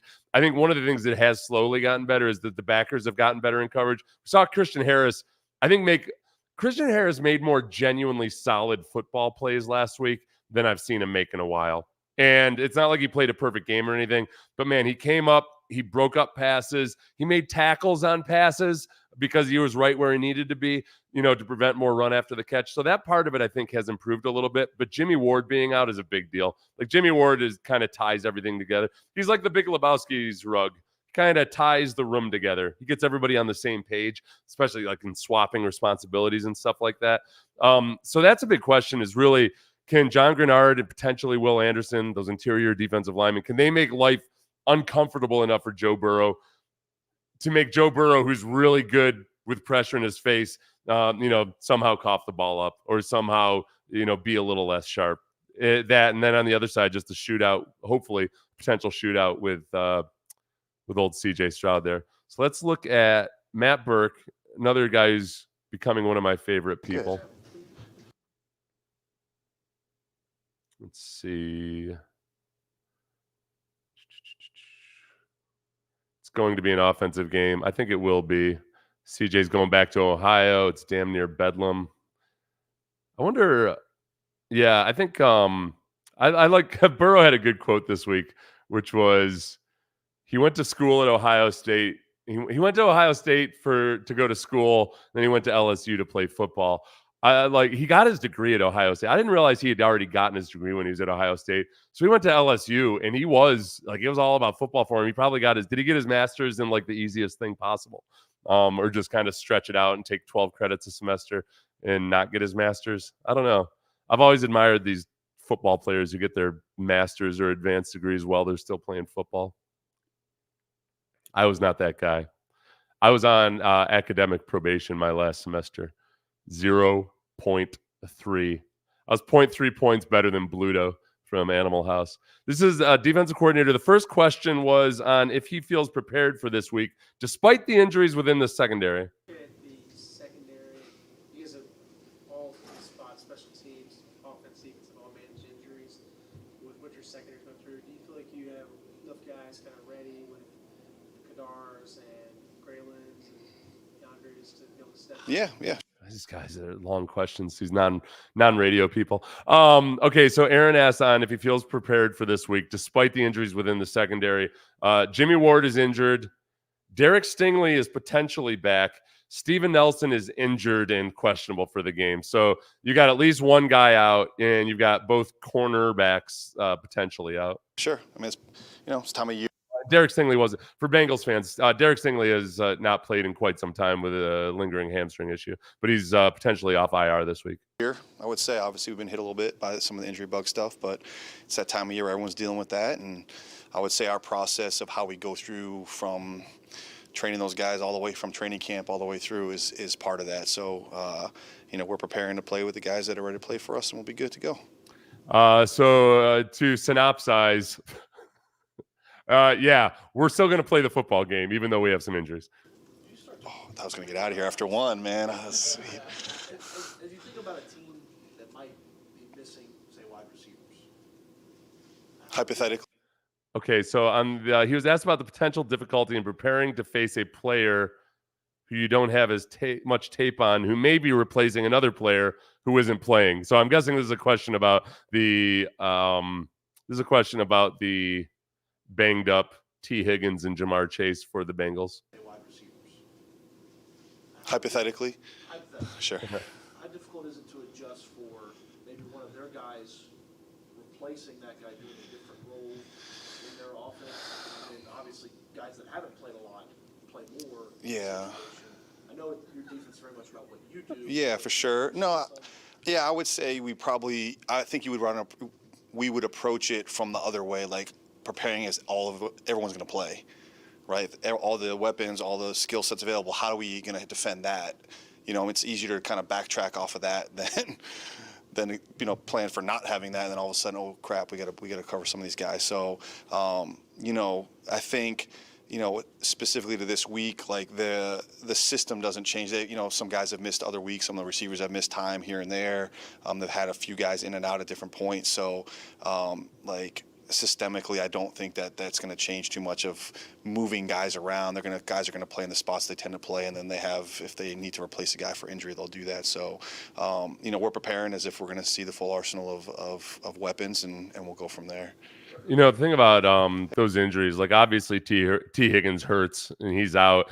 Jamar Chase is the guy that, when they have their full complement of wide receivers, Jamar Chase is the straw that stirs the drink and, makes, draws coverage away from other guys.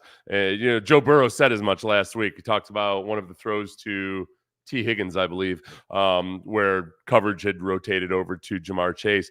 And he's been like, the only time Jamar Chase has missed games were the 4 games that he missed in 2022, right in the middle of last season. It was like a cracked rib or something. He's been pretty durable, and I think he's obviously played through a lot of injuries. The one thing that maybe the Texans could have a little bit of an advantage there compared to other teams is that Derek Stingley did face Jamar Chase a whole bunch when he was an underclassman in college, just in practice. Like, it's been a few years. Derek Stingley's had about 19 injuries since then. Jamar Chase has learned a few things. If anything, I saw a quote. I've been reading this Cormac McCarthy book, The Crossing, and there was a quote that stuck out. It was when an old Mexican guy was saying that, a poorly drawn map is worse than no map at all, because you start to rely on things that aren't true as opposed to being aware of your ignorance. Yeah, I might worry that Derek Stingley comes in after a long layoff and feels like, oh yeah, I've been covering Jamar Chase since way back when. I know exactly everything about him. And Jamar Chase is a different guy. He's learned and grown since then. A lot of Bengals fans had told me too that these backups are no slouches, mind you. They got a pretty good stable of wide receivers in Cincinnati. On the defensive side of the ball, what goes into the conversation that you and D'Amico have in terms of which players get called up from the practice squad? Yeah, I think that's really more, I would say, in his realm. This question was on what goes into the conversation with D'Amico Ryans in deciding which players from the practice squad will be elevated to the active roster on Sundays. Obviously, he's involved in the defense where we kind of. Okay, let me see. I wasn't paying attention this morning on social media. Either Aaron Wilson or Schefter reported that he's definitely playing. Okay, thank you. If that was Friday evening, then I'm really embarrassed, and it shows you how checked out I was on Netflix. I watched Emily the Criminal, which was an Aubrey, what's her name, joint. It was pretty good. Know where we need some bodies or where some soft spots are, but for me, I'm selfish, so it's always about defense, right? So where he has to see big picture, because obviously offensively there's spots that may need help or call up. So I think that's more like really us as a defensive staff presenting like, hey, we think we need sort of maybe help here, or we need another guy up if this doesn't happen. And then that's a D'Amico and Nick conversation in terms of like roster construction and what we're going to do from, IRs or practice squad call-ups or where we need to plug those holes. I mean, I think it's more of just sort of like us presenting what our thoughts are. Like, hey, I think these would be the guys that would help us the most or would play the most in this game as we're looking at as what we're trying to do game plan wise. And then that kind of goes to a big picture thing.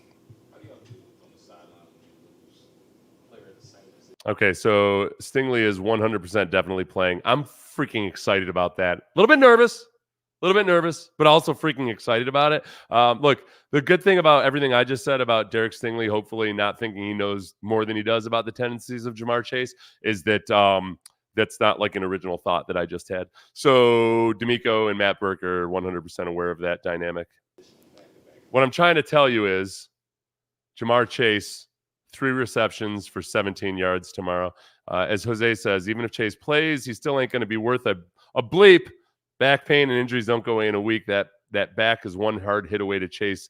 To knock Chase out for several weeks, it's a gamble. I wonder though too. I don't know, Jose. I guess it depends on like, all right, is it just like really bad bruising and everything? Because that was just, or is it bruising and swelling, or is it like an actual tear or something? Because if it's just bruising and swelling, sometimes that's just a pain dynamic. And like Jamar Chase is a tough guy. I feel like if he gets out there and gets loose and gets going, it might not be that big. It might be one of those things that's like, it makes it hell to try to sleep during the week and you're miserable during practice and everything, but you get the adrenaline going and maybe a Toradol shot and he'll be all right. I mean, we'll see, I guess. I'm just, I'm not as confident about it as you, but I do think that obviously a banged up Jamar Chase is better than a 100% healthy Jamar Chase from our perspective. Yeah, I mean, honestly, you just don't have time to really deal with it. It's literally, okay, who do we got? What's the plans? Like, what packages are we out of? Like, because there were some things. Oh, sorry. He was asked on how they deal with losing a player from the same position group in back-to-back plays. Oh, shit. I did it, didn't I? How do I do that? It's because I'm not paying attention. Hold on, everybody. Go to work. Frustrating that we didn't get it done, on our side of things. But I think that was a little too far along. I could control F on this, but you're watching the game, and as soon as the tank play down at the 15 comes up, I'm like, all right, hey, we score here. Like, okay, here we go. God, I got to get moving on this press conference. Calls that you want to play. So it's really more just that. Like, we don't have time to pull our hair out and fret about it. So it's really just, okay, what do we have available and what does that take us out of? Okay, this is right. What does that steer us into this world? This is the answer to that question. Okay, so now. Close enough. He's in the middle of it. He's what he's basically saying, we didn't wet our pants over it, okay? We're all big boys up here. Now this is our package. These are the guys that are playing. What can we do with them, or what's the best use of those guys? So it's really just. Can you imagine if that happened? If you just looked down the sideline and they had a mic'd up and it was Matt Burke and D'Amico Ryans talking to each other, just like, what do we even do? What do we even do? That's just I can't win. I had a coach like that once. It was miserable. It's a business, like, almost, it's, you never want to see your guys get hurt, but for us, it's like, all right, we're playing with these guys now, or this is the group we have. What are we doing, and how can we best effectively deploy those guys? So, I think the guys are on it. It's kind of what we have to do. I don't know a better way to put it, but I felt like the guys were really into it and on, like, okay, what can we, even honestly at the end of the game. I mean, now you're down guys, and we're trying to, the last play of the game in a rugby return situation, and trying to plug guys in that maybe hadn't been in some of those spots. And so as soon as, literally, it was, you're watching the game, and as soon as the tank play down at the 15 comes up, I'm like, all right, hey, we score here. Like, we're gonna have to go back out there. What situation we're gonna be in now? It's like, who do we have for this package? And we were kind of recruiting some guys up, and Christian Harris played nose tackle for us on that last play. So, anyways, it's sort of a constant communication and just trying to anticipate the game flow of what are we going to need? Are we going to be playing in a 2-minute drive? Are we going to be playing at the end of the game situation and those sort of things, and get guys ready to go. Christian's a good football player. Yeah, well, yeah, So he said, "Hey, Christian's a good football player." No, we knew it was going to be like a lateral sort of setup play. So we wanted to get, no offense to our D tackles, but as many athletes on the field as possible. So, but just those things are just a constant communication. Do we have goal line? Do we have nickel? Do we have dime? Do we have penny? Do we not have those? Okay, once we eliminate what we can't play, it's okay, what do we do and how do we use the rest of the stuff effectively?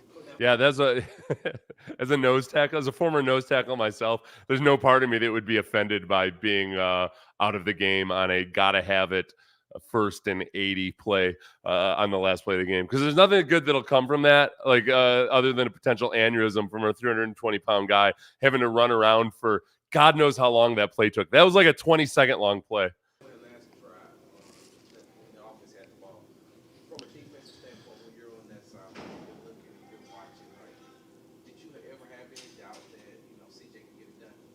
No, I don't. So did you have any doubts as a defensive coach that CJ Stroud and the offense would be able to drive the ball down the field and score in the final drive versus Tampa Bay? You know what? Honestly, my first instinct is to say, all right, come on. How's he going to answer that question?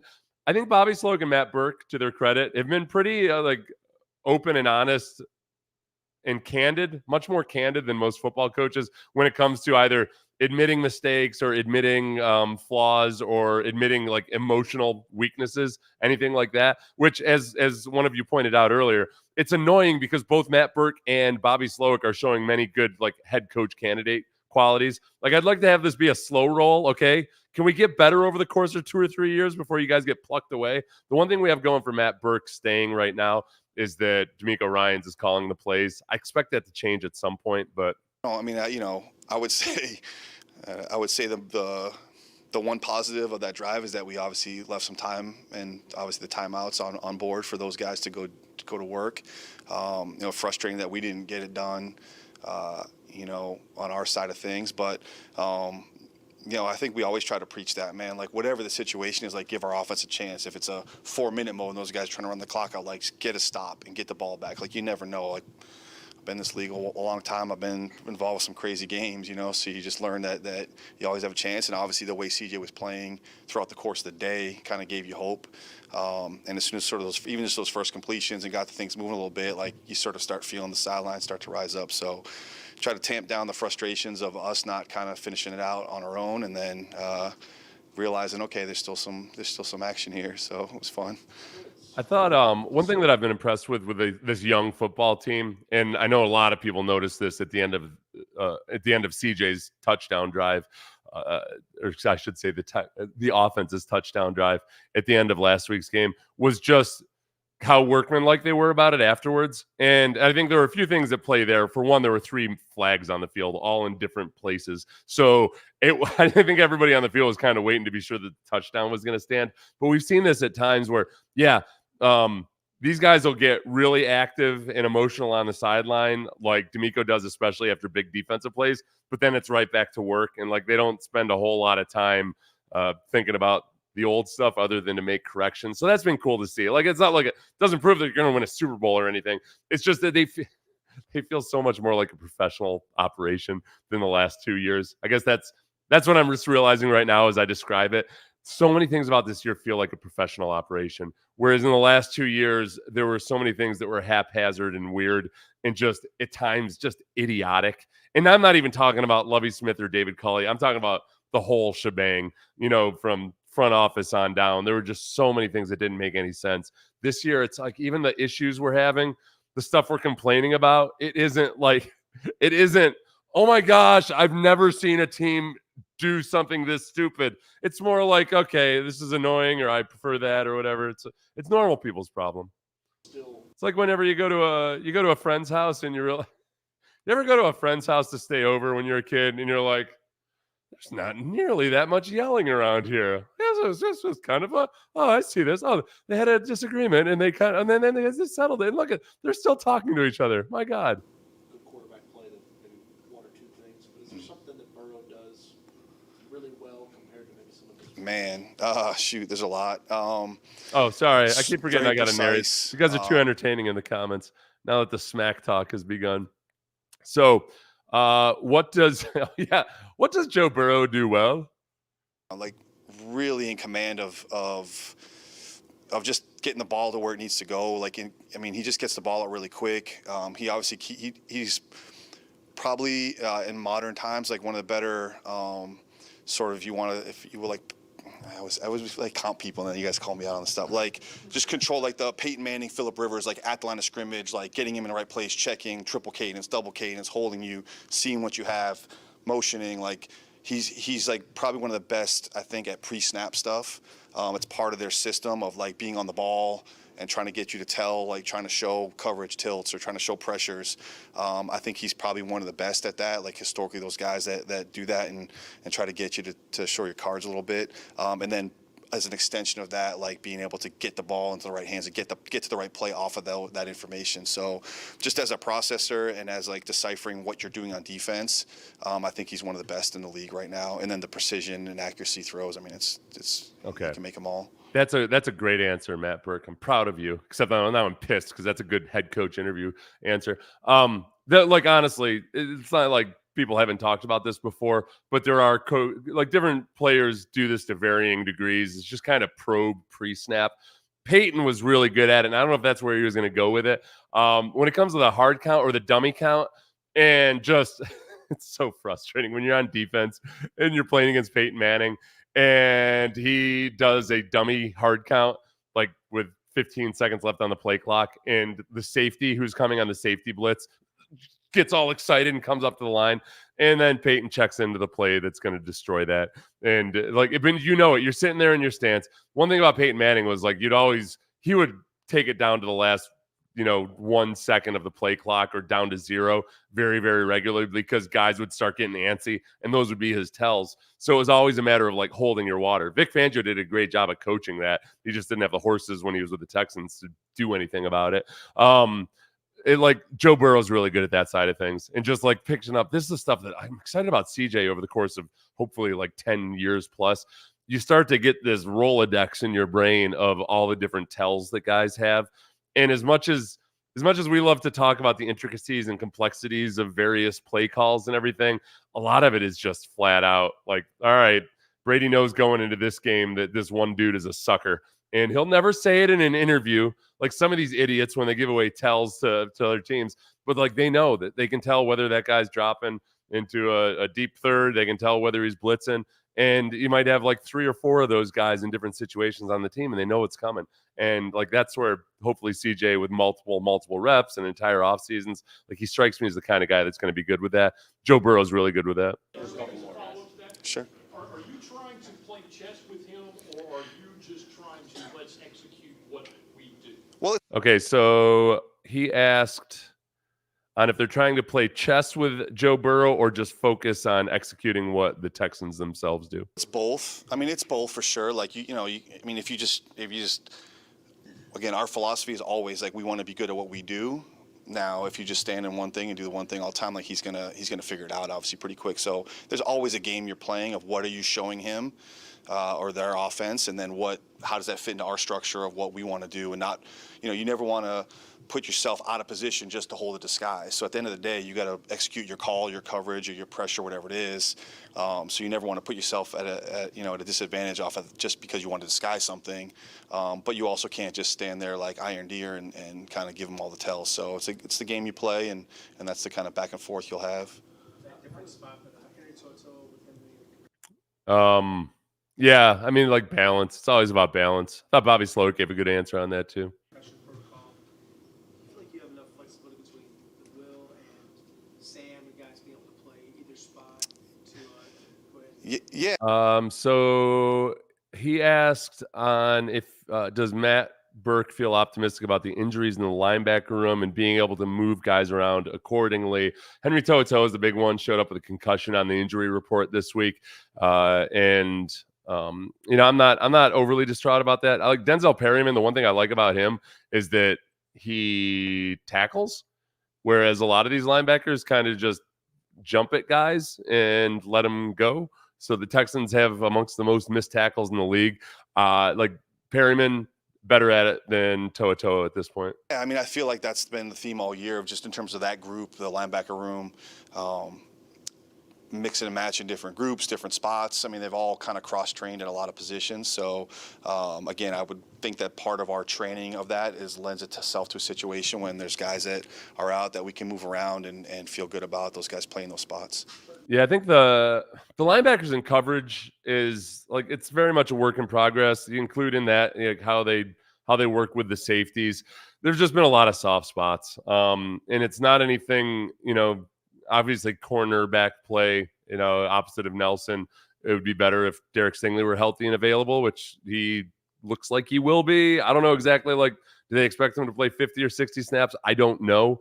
But I think the biggest part for the Texans this week is, can they be opportunistic? I think they're going to give up yardage, which is fine. Like if they continue to be bend but don't break, but just to win this turnover battle, because the Bengals defense is very, very good at forcing turnovers, and this Texans defense is capable of it. They haven't been quite as good as I expected them to be in that regard. Part of that's because the defensive backfield's been so banged up, but they might have to try to keep pace with the Bengals defense this week. This is one of the hottest teams in the NFL Yeah. the last 4 weeks. Where do you notice the uptick offensively from week 1 to now week Yeah, I mean, obviously, I know. He was asked about. He was asked on where has he noticed the uptick in offensive production in the Bengals offense from week 1 until now. The quarterback was hurt earlier on. I think just one of the big things that stands out is their red zone play. They've been pretty deadly in the red zone the last 4 weeks. I think they're like converting at like an 80% rate or something like that. So, they've always got the weapons. They move the ball, but they've been pretty surgical in the red zone. So it's a big challenge for us to keep them out of the end zone when they get down there. I'd say that's probably been the biggest flip I've seen. Last one, Scott. Sure. How much does what the offense is doing and what they're capable of, specifically when CJ and the offense are scoring points like they are? So he's being asked on how much of an impact the success on the offensive side of the ball can have on how they call plays and approach the defensive side of the ball. How much does that affect you guys on the defensive side, whether it's how y'all call plays, how y'all strategize, or even just how those guys play? Yeah, I mean, that's probably like a multi-layered question right there. I would say I don't know. We are always trying to get stops.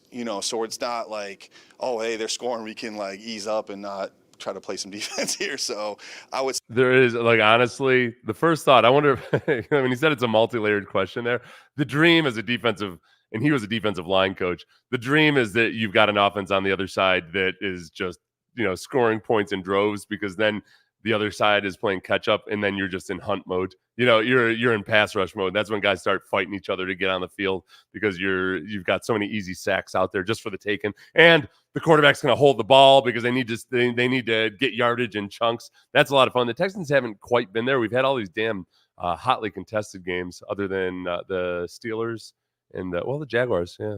Say obviously from a emotional sort of energy standpoint, like it's cool when you see those guys clicking and they're moving and operating. I would say just team wise, there's just a little bit better energy playing wise. I don't know that it really affects like our play calling. Like I don't think we go into a game playing it like that, saying like, hey, we feel like we're going to score some points so we can play a little bit more this way. I mean, in the course of the game, I think we're more focused on how we're doing, or like, hey, this isn't working for us, or we need to change this, sort of like, as opposed to like, hey, we can change the way we call it because we're kind of putting some points up. It's hard to say because we've been on both sides of that this year already. We're low scoring games, high scoring games, both ways. I mean, so it is cool. Like I do think there's like a vibe to when they're clicking and those guys are going, that the whole team feels it. And there's always, it's cool when there's a couple throws a game when CJ makes and everyone's like, damn, like that's real, so I don't know that it changes our strategy too much. I think the one thing about CJ is, and I can say this like just from having been on teams with good offenses, and then just especially from observing teams when they have a quarterback like CJ, is they're like, whether or not, you want to believe in momentum, like whatever the hell momentum is. This is a problem when people argue about momentum, is like, okay, first you have to define momentum, which is hard to do. But it's there's a belief that guys have in a quarterback that I do think keeps the defense engaged. If you feel like that guy has something special to him, it's going to keep the defense engaged in games and perhaps keep them just if they believe and they just keep playing the way they're supposed to believe, because they know they just need to get a stop, because then the quarterback can do what CJ Stroud did last week. I definitely think there's a complementary effect there. And the Texans have that with CJ. Like he's earned that magical it factor quality that guys on the team just trust and believe in him. So that's cool. As far as the rest of it or whatever, yeah, who knows? I think also, so as far as this game, my God, I've gone 2 hours and 15 minutes on this. I'm supposed to do stuff for my wife. As far as the little text conversation I put up in there, I had a fender bender on Monday. I haven't been in any fender benders since then. I have started to question whether it might be time for people to take the keys from me, because I feel like I've taken inventory of my driving skills over the course of the last 2 years, and I don't know, man. I don't know if I'm just getting flighty or like early onset dementia or whatever, but I'm having too many close calls. I notice when I drive my kid's car, I got one. I ended up I ended up doing something that I never thought I would do, which is I got a new car for my teenager, except this is why.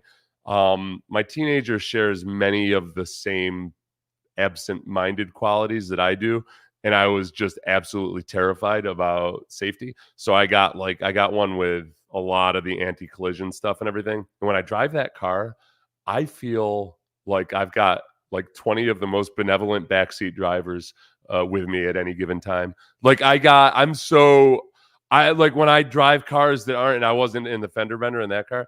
I feel like I've got a cushion around me. I feel like I've got it. This car is like covered in like the car itself might as well be a crash test dummy. Like anything could happen to it, but nothing will actually happen to it because it actively brakes when I get too close. I've got all the safety settings on like super high and sensitive. I like you're on the highway, and if I start to veer at all, alarms go off and it steers me back on. And I feel like it's been money well spent for the safety of my child, but mostly myself.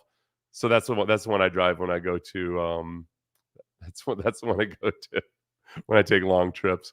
Do you listen to Katy Perry Roar's hype music? All right. So, thank you, Lori. Let's see.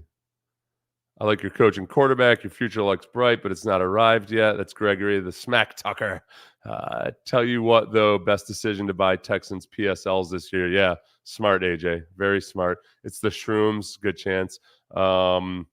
YouTube stream cut to music at the start of your live read from the law firm. Did you get through that? Okay.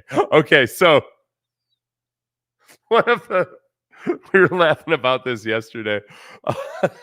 So I do live reads from O'Karam Law, which encourages you, if you've been in an accident and it wasn't your fault, call O'Karam Law because you need compensation if you've been injured. Luckily, mine was just a fender bender.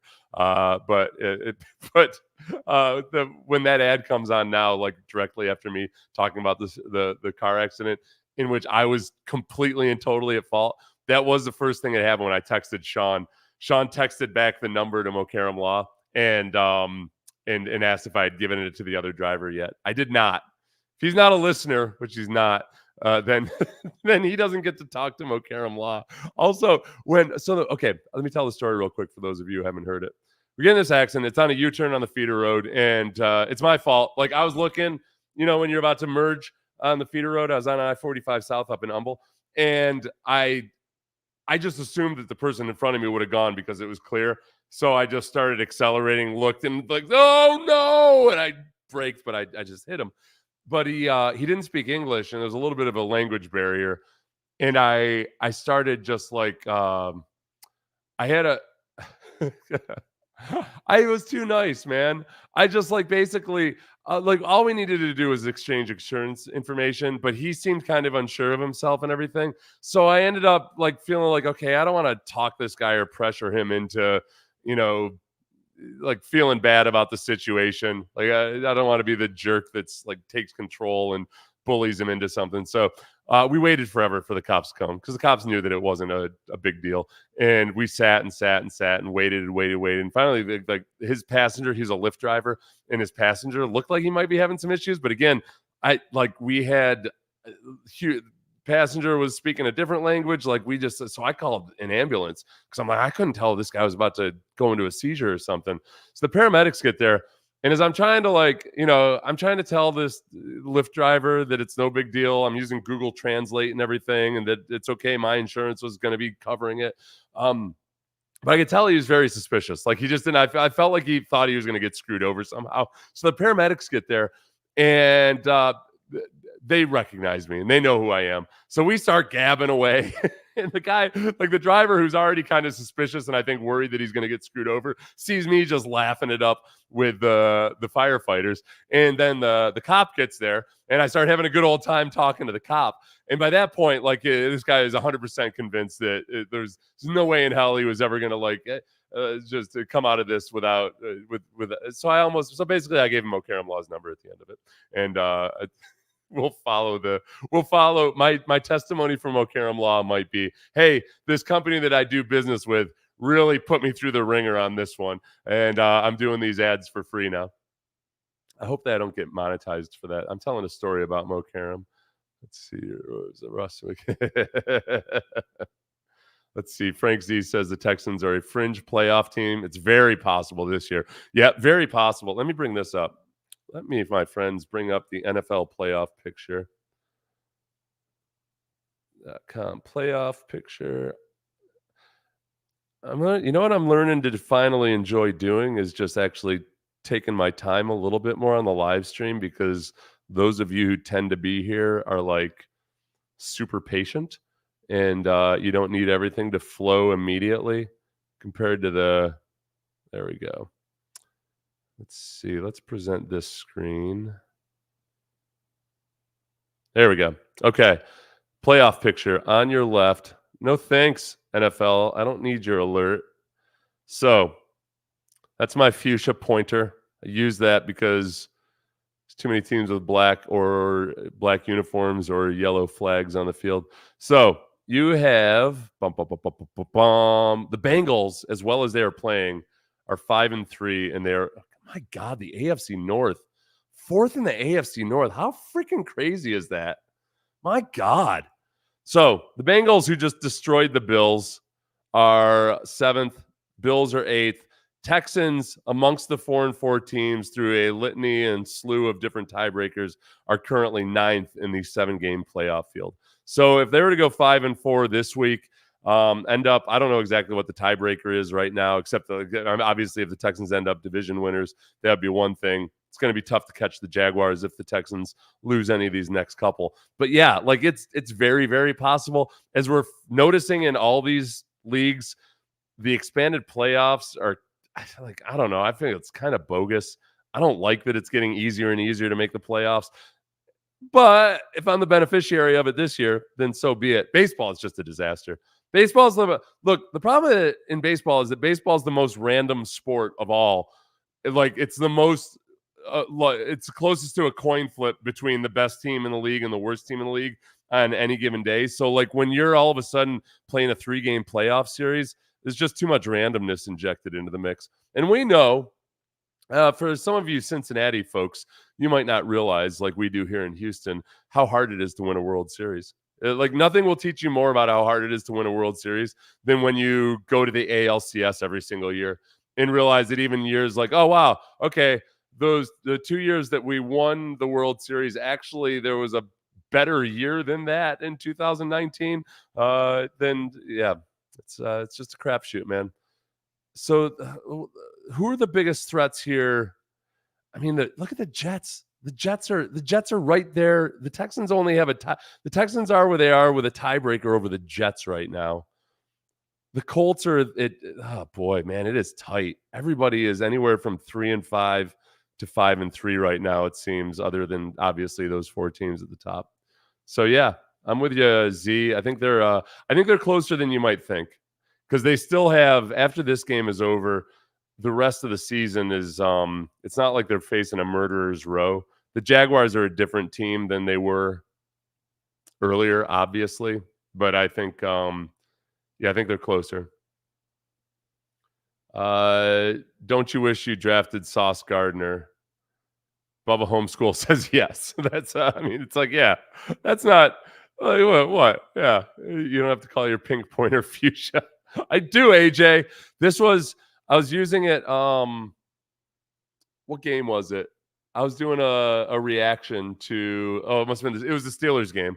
So like the classic black or yellow doesn't work when you're using the black and gold pointer. Chase is going to be a game time decision. Yeah, even if he's not a game time decision, then even if he's not a game time decision, he's the guy that goes in and then you wonder and see like, okay, how is he moving? How is he? Oh, Lori, let me tell you one more story about this.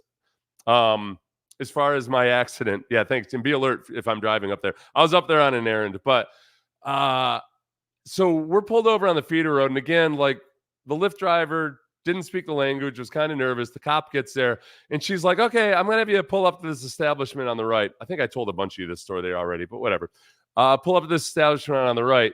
The establishment on the right was an adult entertainment store, and not a strip club, but an adult novelty store. Sketchy enough looking. And we're in the we pull into the parking lot, and the police officer has her lights blaring as this driver and I are standing next to her car, looking very much like we're getting arrested for something sketchy. And at which point I took a picture of it and I texted my wife. You know what I should do? I'll show the picture. Oh, I can't. I don't have it on my. I don't have my phone.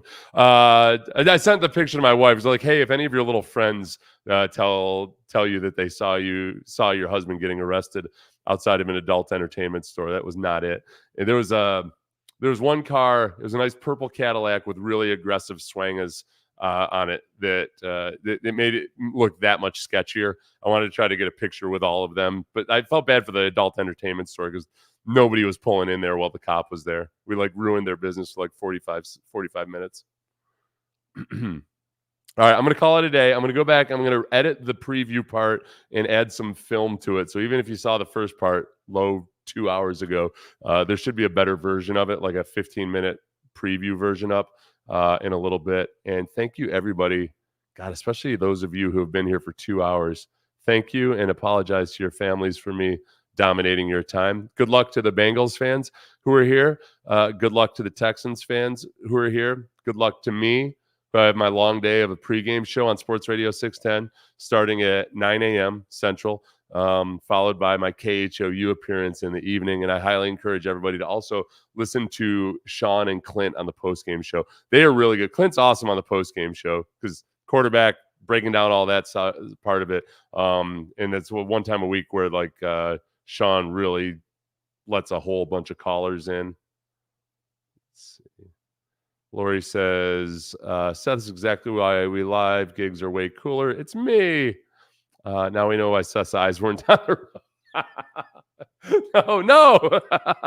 That's a good point. I didn't know there was an adult superstore there until I pulled in. And then I had to wait forever for the cop to leave so I could go in when we were done. No, I do think I think the Lyft driver didn't go when I thought he was going to go, not because of the adult superstore, but because his rider was staying at a motel like a couple buildings down. So I think he was probably checking his GPS or his app or something, and that's why it's still my fault. I know it wasn't like it was bad weather conditions and I slid into him or anything. I just ran right the hell into him.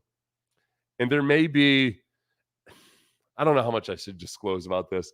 It was a very, very, very minor and minimal accident, and yet some people might be claiming that there's an injury, which after I was so nice, I was so nice.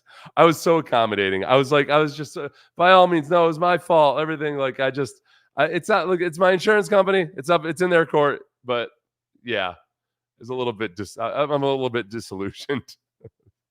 Let's see. All right. Thank you, everybody. And good luck to everybody this weekend and in your college games today as well.